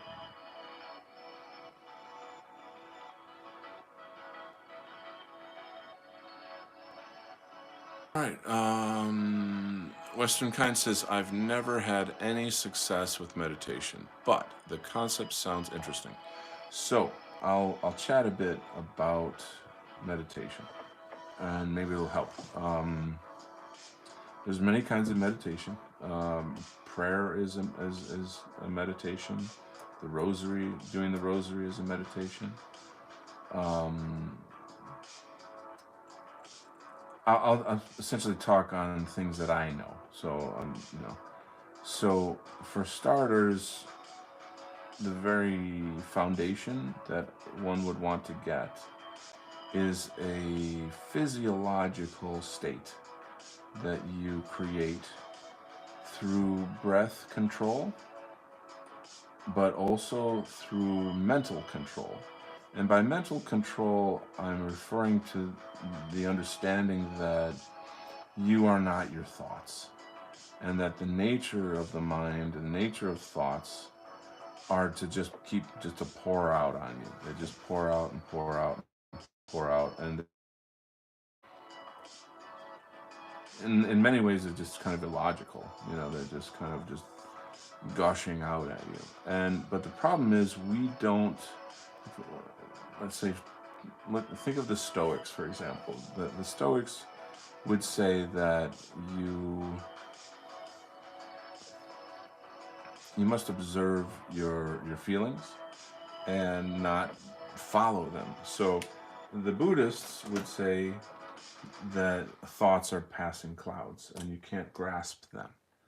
And if you think about it, thoughts are really, they have like no physical essence whatsoever. Um, and it's the number one impediment to people getting progress in meditation is that, they start thinking about whatever the thing is, and it could just be dumb thoughts. But uh, so what's a technique? What's a spiritual technology to help? Okay. So if you're Christian, you could chant the name of Jesus. Um, or something like Jesus, Mary, and Joseph, Jesus, Mary, and Joseph, Jesus, Mary, and Joseph, or praise God, praise God, praise God. Thank you, Lord. Thank you, Lord. Thank you, Lord. And use the and you can say it physically or you can say it in your mind. But the point is that you're saying it, and you say it so that it keeps your mind busy to the extent that it's not a distraction um, to your meditation. And in fact, it bolsters your meditation. It makes your meditation more spiritual in nature. Um, some people can just have a kind of, how do I say, like, that's just one approach. So like, for example, if you don't want to use that, or let's say you're Asatru, or you have like a kind of indigenous religion, or you're agnostic, then you can simply word, like if you're agnostic, you would use words such as, you know, love, kindness, peace. Love, kindness, peace. Things like this that are words that are comforting, reassuring. And again, this is for people that can't get the mind to shut up, because it becomes a distraction. Now, the other side of it too is that you're creating karma by doing that. So these are essentially called mantras. And so when you repeat a thing over and over and over, that thing becomes a reality within your perception. And so there's that. So just to, but the thing I really want to emphasize though is acquiring stillness, acquiring single pointedness, which would mean that your mind is empty and that you are merely experiencing things. You're in a kind of pure consciousness state. That is the groundwork on which you're going to have a stronger spiritual experience, and that other things can start happening. Um, After that, that's when meditation starts to get more specific. Like, what is the goal of your meditation? Are you trying to increase psychic powers? Are you trying to practice qigong? Are you using this as a spiritual tool to get better karma, or increase your faith? Like, you're struggling with your faith. You see where I'm going with this? So like, it's it's a kind of, I guess, like maybe a mental medicine technique or a mental yoga. Um, so that's like a preliminary chat on the topic. But like, after you get a single pointed mind, that's when you begin meditating. You have to first attain that, though. Um, a lot of times it's good to have a meditation object. So like in with the rosary beads, you've got the beads, and in Buddhism they've got beads as well. I'm sure other religions use like beaded necklaces and such. But it could be a candle. It could be an image of Christ. It could be, in my case, like a Buddhist painting or statue. Um, so anyway, these are some foundational concepts, and I will check the chat.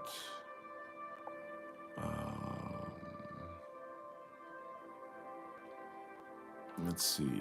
Imminent rain. Ireland is lit. Zarathustra hails so hard. Tell me more about what's going on in Ireland. I have not. I mean, it's Thanksgiving. I did the dinner. I'm doing some art. I saw a little bit online. Give me the lowdown on what's going on.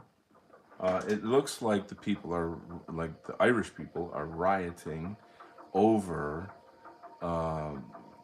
immigration. That they're being forced to. Oh no, there was some muzzies that stabbed a bunch of babies in a park or something like that.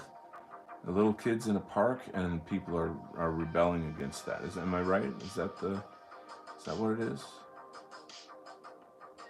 I think the same thing happened in France, but there were no riots.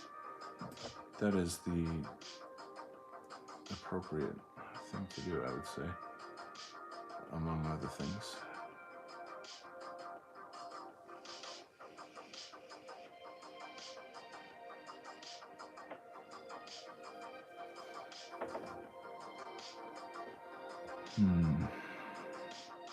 So, Luke, I was chatting a little bit earlier about us possibly doing a martial arts and meditation show. I don't know that a whole show could be made off of that topic. Maybe a short series, because when you do a show, then you gotta fabricate stuff to talk about every week if it's like an ongoing thing, but perhaps like a short series would be cool. I know you and I have chatted about that. Maybe you could share some thoughts on the topic. I know that you've got your Aryan Kung Fu curriculum. And it's maybe a good time to promote that now, if you wish. I don't know if it's ready. Let's see. Western Kind says, yeah. I couldn't get past that first stage, so thanks for the entry point tips.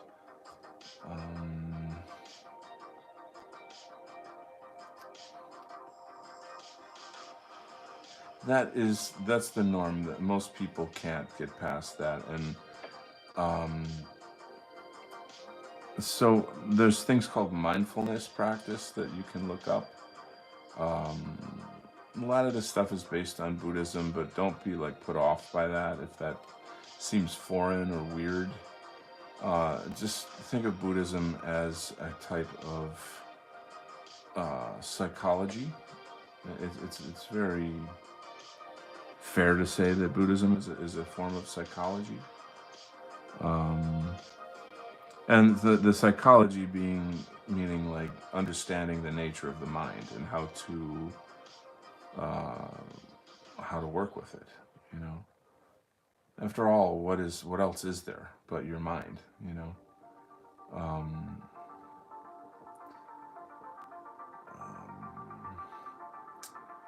There are people that want to make like a public show out of their meditation. They want their neighbors to see them doing it, or they want to wear special jewelry, and then they have and sometimes it seems like these people are oftentimes like they need meditation more than others, in a sense, because like I don't know how to say it, like it's fake, I guess, in a sense. Meditation's very private, I would say. I mean, it's not a public activity. Primarily, unless like you're practicing how to stay focused in crowds of people, if that were your goal.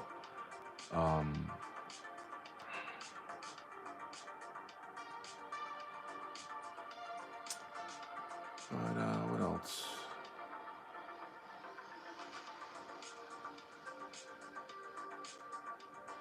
So I studied Zen in Kyoto, Japan, years ago, and that was where I kind of cut my teeth on meditation, and I learned the foundation stuff. Um, yes, I was young, and yes, I was like, oh, I don't know what it is, sort of like intoxicated by the beauty of the Japanese culture and all of that stuff, you know. But I was sincere. I meant well. I meant to really genuinely learn this stuff. And so, what can force you to sit still for like a whole hour, a whole hour, struggling with your own mind to silence it? And you're not actually silencing it. What you're doing is you're accepting the nature of it and saying, okay, the mind is what they call monkey mind. So it's going to just blather, you know, and blather and blather. And you're gonna think of the things you fear and the things you love and da da da da and on and on and on. But when you finally let it all go, then the thoughts don't disturb you anymore. In fact, they don't really come anymore. They just kind of dwindle away and dwindle away. And even if another one does pop up, it's literally just nothing at all. You don't respond to it. You don't latch onto it and follow it and chase the clouds. You know, it's hard work. I'm telling you, man. It is not a fun process to you know, like to if you can just get through 1 minute of that, like that's a big deal. Let alone an hour, let alone 2 hours. You know, so like by putting myself in the temples with the monks and sitting in these really uncomfortable positions, that was my way of like, you know, you're gonna fucking do this. You're gonna fucking do it. Like you are not gonna sit next to Buddhist monks in Japan and pussy out of this. You're gonna break through. And I just fucking forced myself to do it. And it's funny because I'm sounding so raw, but like it's ironically it's more of a process of letting go. There is a physiological process involved with the breathing. When you're so in Zen, you count, you know, each breath you count to 10, and you can do that through the whole 2 hours. You know, just one,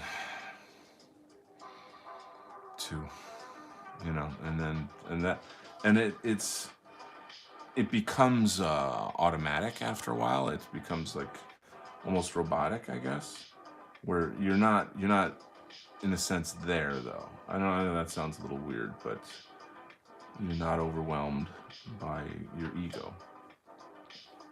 I don't know if this is helping you or not. Let me read a bunch of comments here. Imminent Rain, that sounds fascinating. I am very interested. You have shared some great stuff with me regarding meditation, Qigong.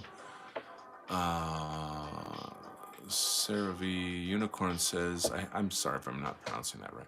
I pray to God that Ireland could be a flashpoint. Mary and Joseph. Yeah, Mary and Joseph, Mary and Joseph. Mary. Excellent, excellent. See, yeah, that's what I was kind of saying is I do think that it may become a flashpoint. I think it would be great if it did. Because it's time. It's time. Imminent Rain says, I think Ireland is handling things in the manner of the old gods, and it's glorious.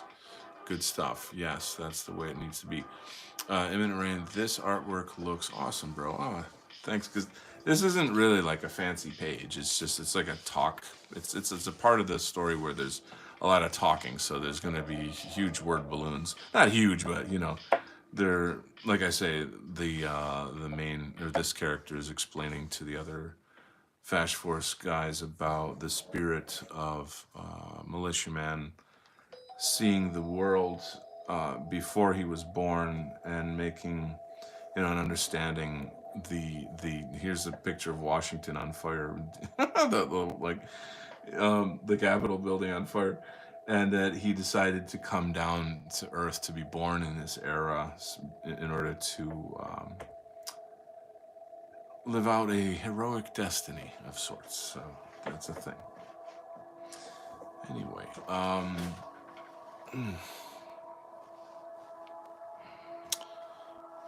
okay. Oh, speaking of awesome artwork, hold on. So just wanted to. I think I showed this earlier, but this is the finished piece from Tuesday's show, the Patriotic Art Live show with patriarchs from the UK. The theme of the show was another Kai Moros. It's like Kai Moros 2, Part 2. And I played a speech of his about Great Britain, about England specifically, not per se Great Britain, and the English standing up and taking back their country. And so I was inspired by the St. George killing the dragon. I don't know, Eminent Rain, if you were in the chat during that show. I think you might have been. Anyway, I really like this piece. I kind of feel like I still want to bring up the shadows a bit more. Western Kind says, I'm not sure if that will help my hyperactive money mind, but money mind. Well, I did say monkey mind, but it's okay if you got a money mind too. But we'll see if the advice helps me. So there you go. Fash Force, yes. Well, here's the thing. Advice is just words. It's just words. Nothing, you got to do it. You know what I'm saying? It's like you got to do the work, you know. But the problem is, I know people that think they're meditating and they're not. And that's even worse. Like, just don't meditate at all if you don't know what you're doing. I mean, then you're really just being a fucking fake. And that's just sad. That's like sad. So like, if you're sincere, it's like anything. If you want to learn something, I want to learn how to trade in the stock market, then go fucking learn it. You know, like there's tons of information out there on this stuff. But you gotta sit down, you gotta put the time in, you gotta do it regularly, and you will succeed. You will succeed with patience and perseverance.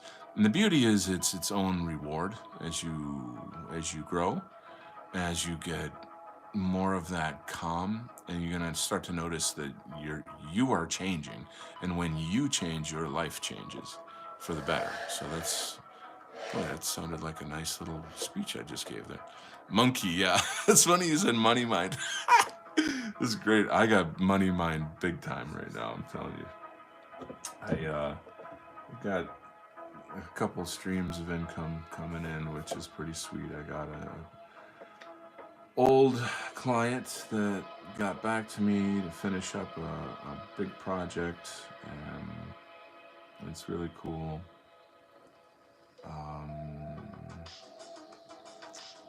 Happy times. So I'm pretty pleased with that. I just started a small other business.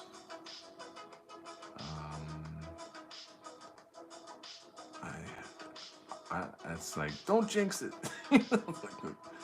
But anyway, I think like a lot of the financial struggles that I had in life was kind of because I like hated money when I was young. I always thought like, you know, people get rich by being assholes and like, you know, by using other people, or, you know, they like I'm better than you because I drive a big car, that, you know, that kind of shit. And I just always had a really bad impression of like wealthy people from this sense, you know. And I think it kind of taught me, I don't know if it taught me, but like it affected me badly, I suppose. And then I kind of finally realized that money is just an energy, you know, it's just an energy. And I need to use that energy for good. You know what I'm saying? I mean, there's because that's the thing. If had I known like what I'd be doing in life, I would have made money so that I could do it more effectively. And that's pretty much where I'm at right now. Um, so that's pretty good. But monkey mind, yeah, monkey mind is just can't get the fucking thing to shut up. When people listen to music to stop that, it's like, oh, I'm can't stop thinking, I can't stop thinking about that fucking thing, whatever that is. And so maybe you're on your way to work or something, and you're upset about something, worried about something. You're like, ah, fuck this, and you turn the radio on, and then you get a break, and you get lost in the music, like, oh, this song reminds me of a girl I used to like, or whatever. Oh, this song reminds me of college, or da da da da. And then, but even that's monkey mind, you see, because you're not living in the present. You're not experiencing things as they are now. And that is, from a Zen perspective, the kind of the goal right there is to experience things as they are now. And it seems like, well, what's the fucking big deal about that? Well, the big deal about that is that there only is now.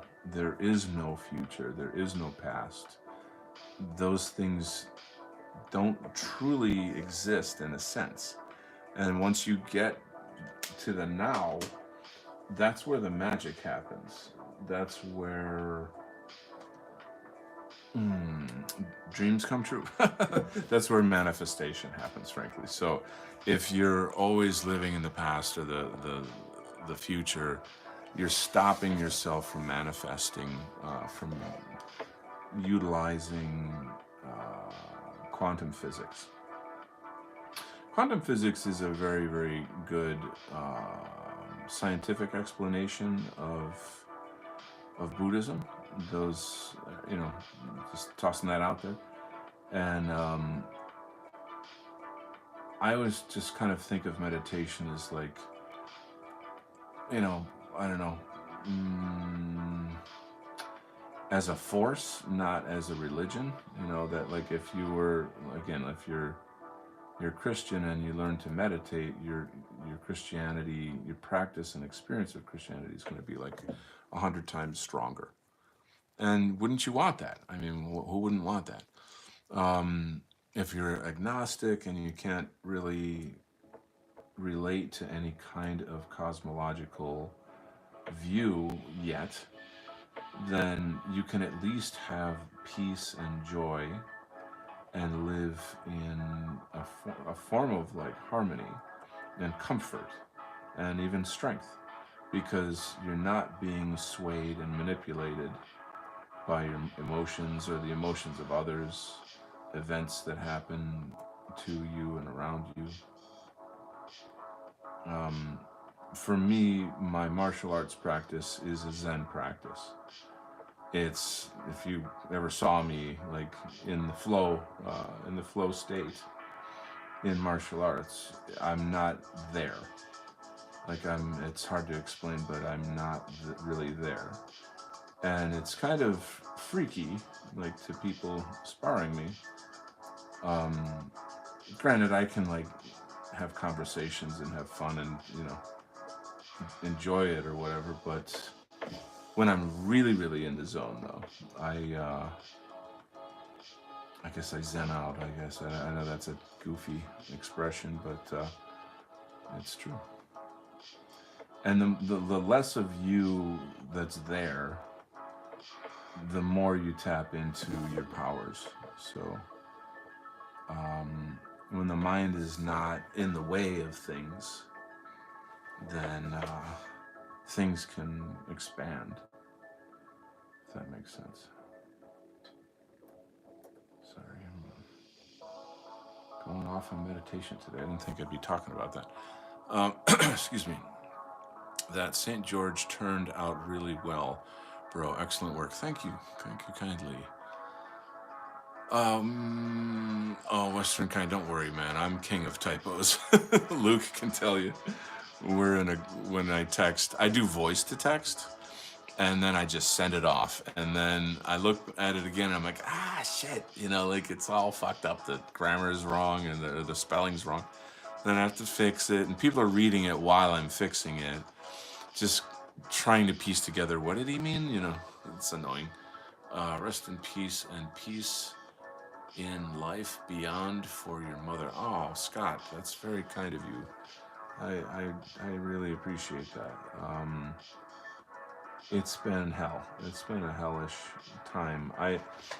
I've finally reached a place where I'm at peace with it. I'm not, I'm not gonna lie. I cry and I have sadness, but there's still a very beautiful love between my mom and I, and it's beautiful. I don't know how to. It's just a personal, private thing. I can't really explain it to anybody. You know.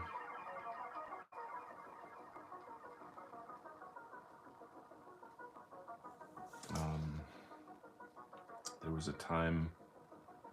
Oh boy, when was this? Like around May, June, and a family member was visiting at the time, and we were sitting in the living room uh, where my mom used to live, and there's she played piano, and on the piano was this teddy bear that she had propped up there, and we're talking, and just like suddenly the teddy bear flies off the just gets knocked off, just flies off the piano, and just rolls on the floor, and out of the corner of my eye I saw it, and there was no reason whatsoever that would cause that to happen. I mean, nobody pushed it.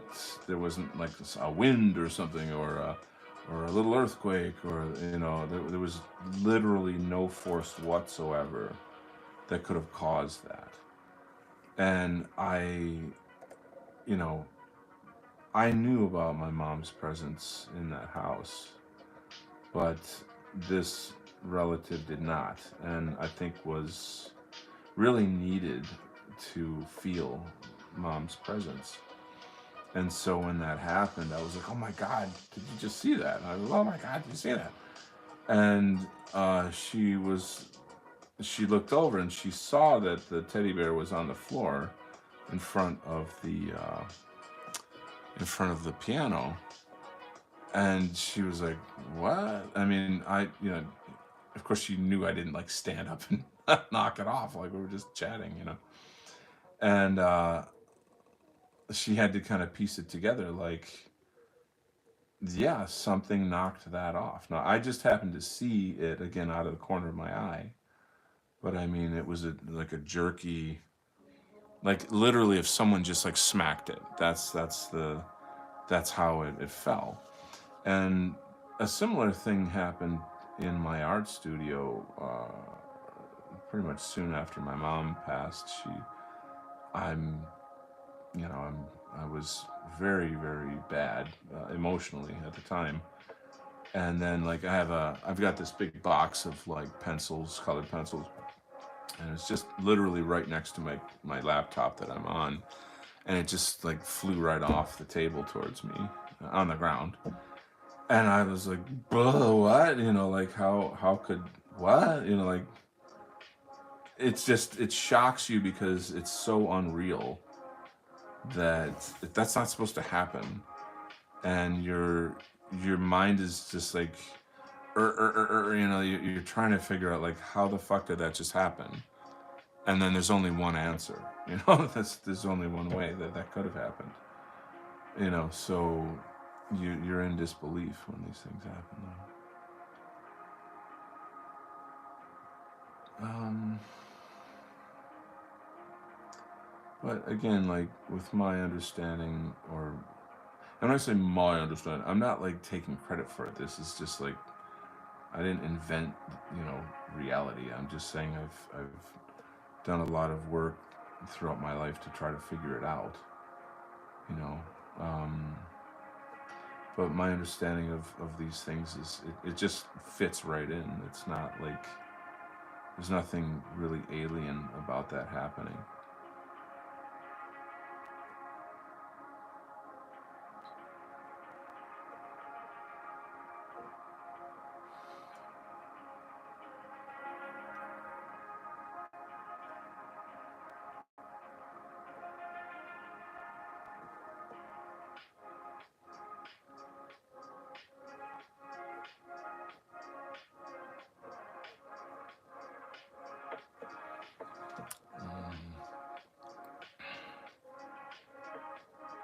But I mean, yeah, the circumstances for death. If I can't really get into it because it's very very very terrible, and I'll definitely get upset. I'll lose my zen. You're messing with my zen, man.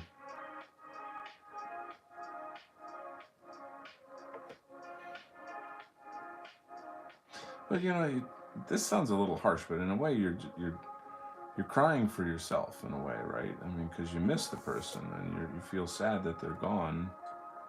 And that's not to belittle yourself or be cruel to yourself, but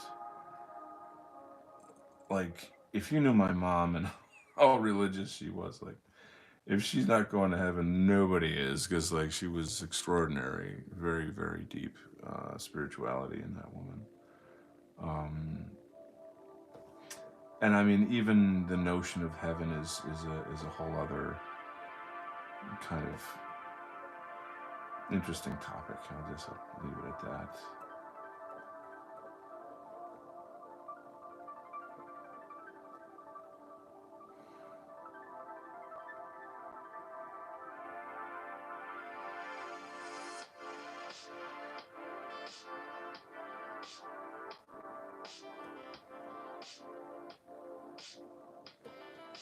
Hmm.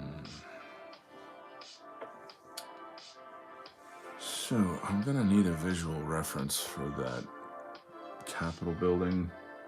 I have to pop that up on my computer. What do I want to do here?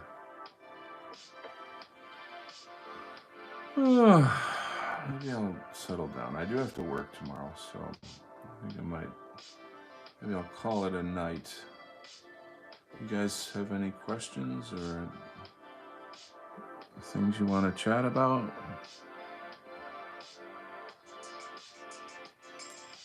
Um, it was extremely eerie. Oh, I have to read this. Saravi says that just reminded me of when my father died.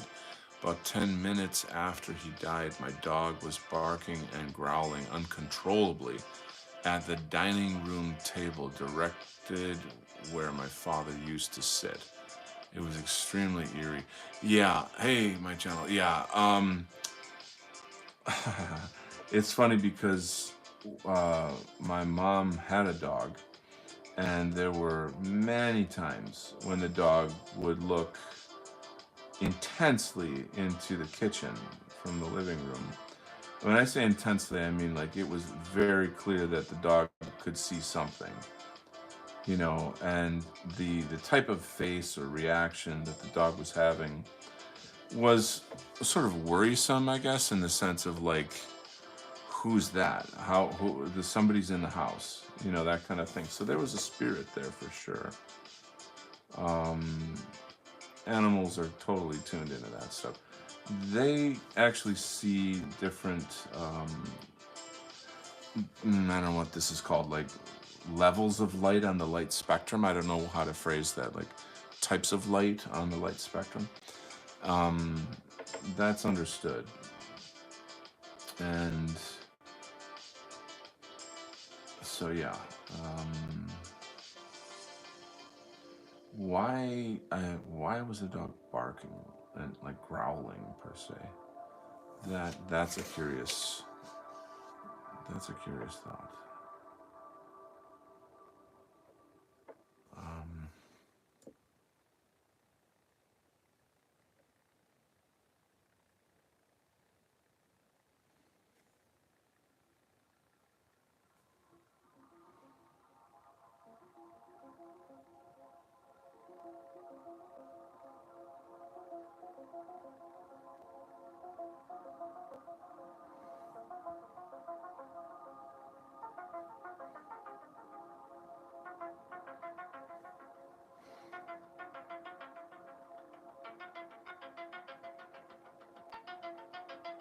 Interesting.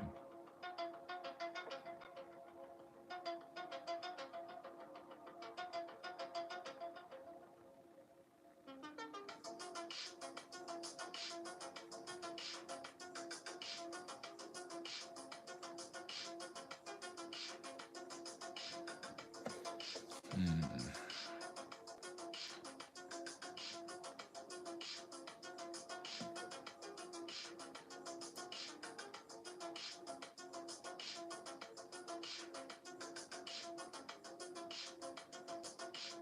Oh, another thing on that topic. The Monroe Institute. The Monroe Institute. I recently, well, I discovered this years ago, and then I only recently rediscovered it. I'd kind of forgotten about it.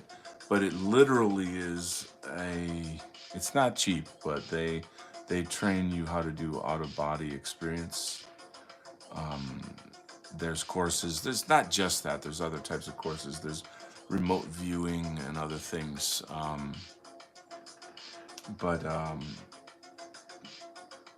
yeah, I'm interested in looking into that. Uh, I don't know. I just recall that the one course I looked at was very pricey, and I thought, you know. But at the same time, you would, if you're learning how to do out of body experiences, you don't want to screw that up. That's not something you would want to play around with. Uh, you know, I'm sure you get the idea. Um, anyway, what else is up? Unicorn says, not sure, could have been the tension in the room. Could have been a lot of things, but it was definitely strange. I don't know that a dog would do that from the tension in the room per se. I wouldn't really count on that as a reason. But who knows? I can't say. I know what I think it is. you know, I know that much.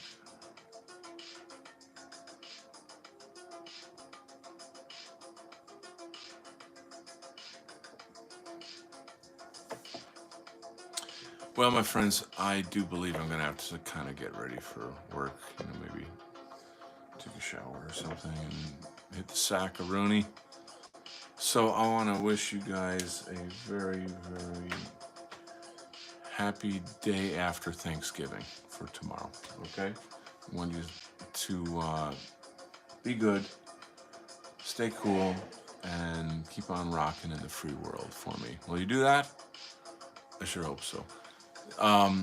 Luke, you and I have to talk about doing some shows. I think that'd be really cool. But we should formulate it. What was that other thing we were talking about? Oh, that the doing a show on Kai Moros's lecture on hate. Yeah, we need to. I'll reach out to you. We'll talk about it. Anyway, you guys rock. I love you all. We'll see you. Thanks, Unicorn, for coming along. I really enjoyed talking, and I appreciate your contributing to the chat here. It's very, very cool.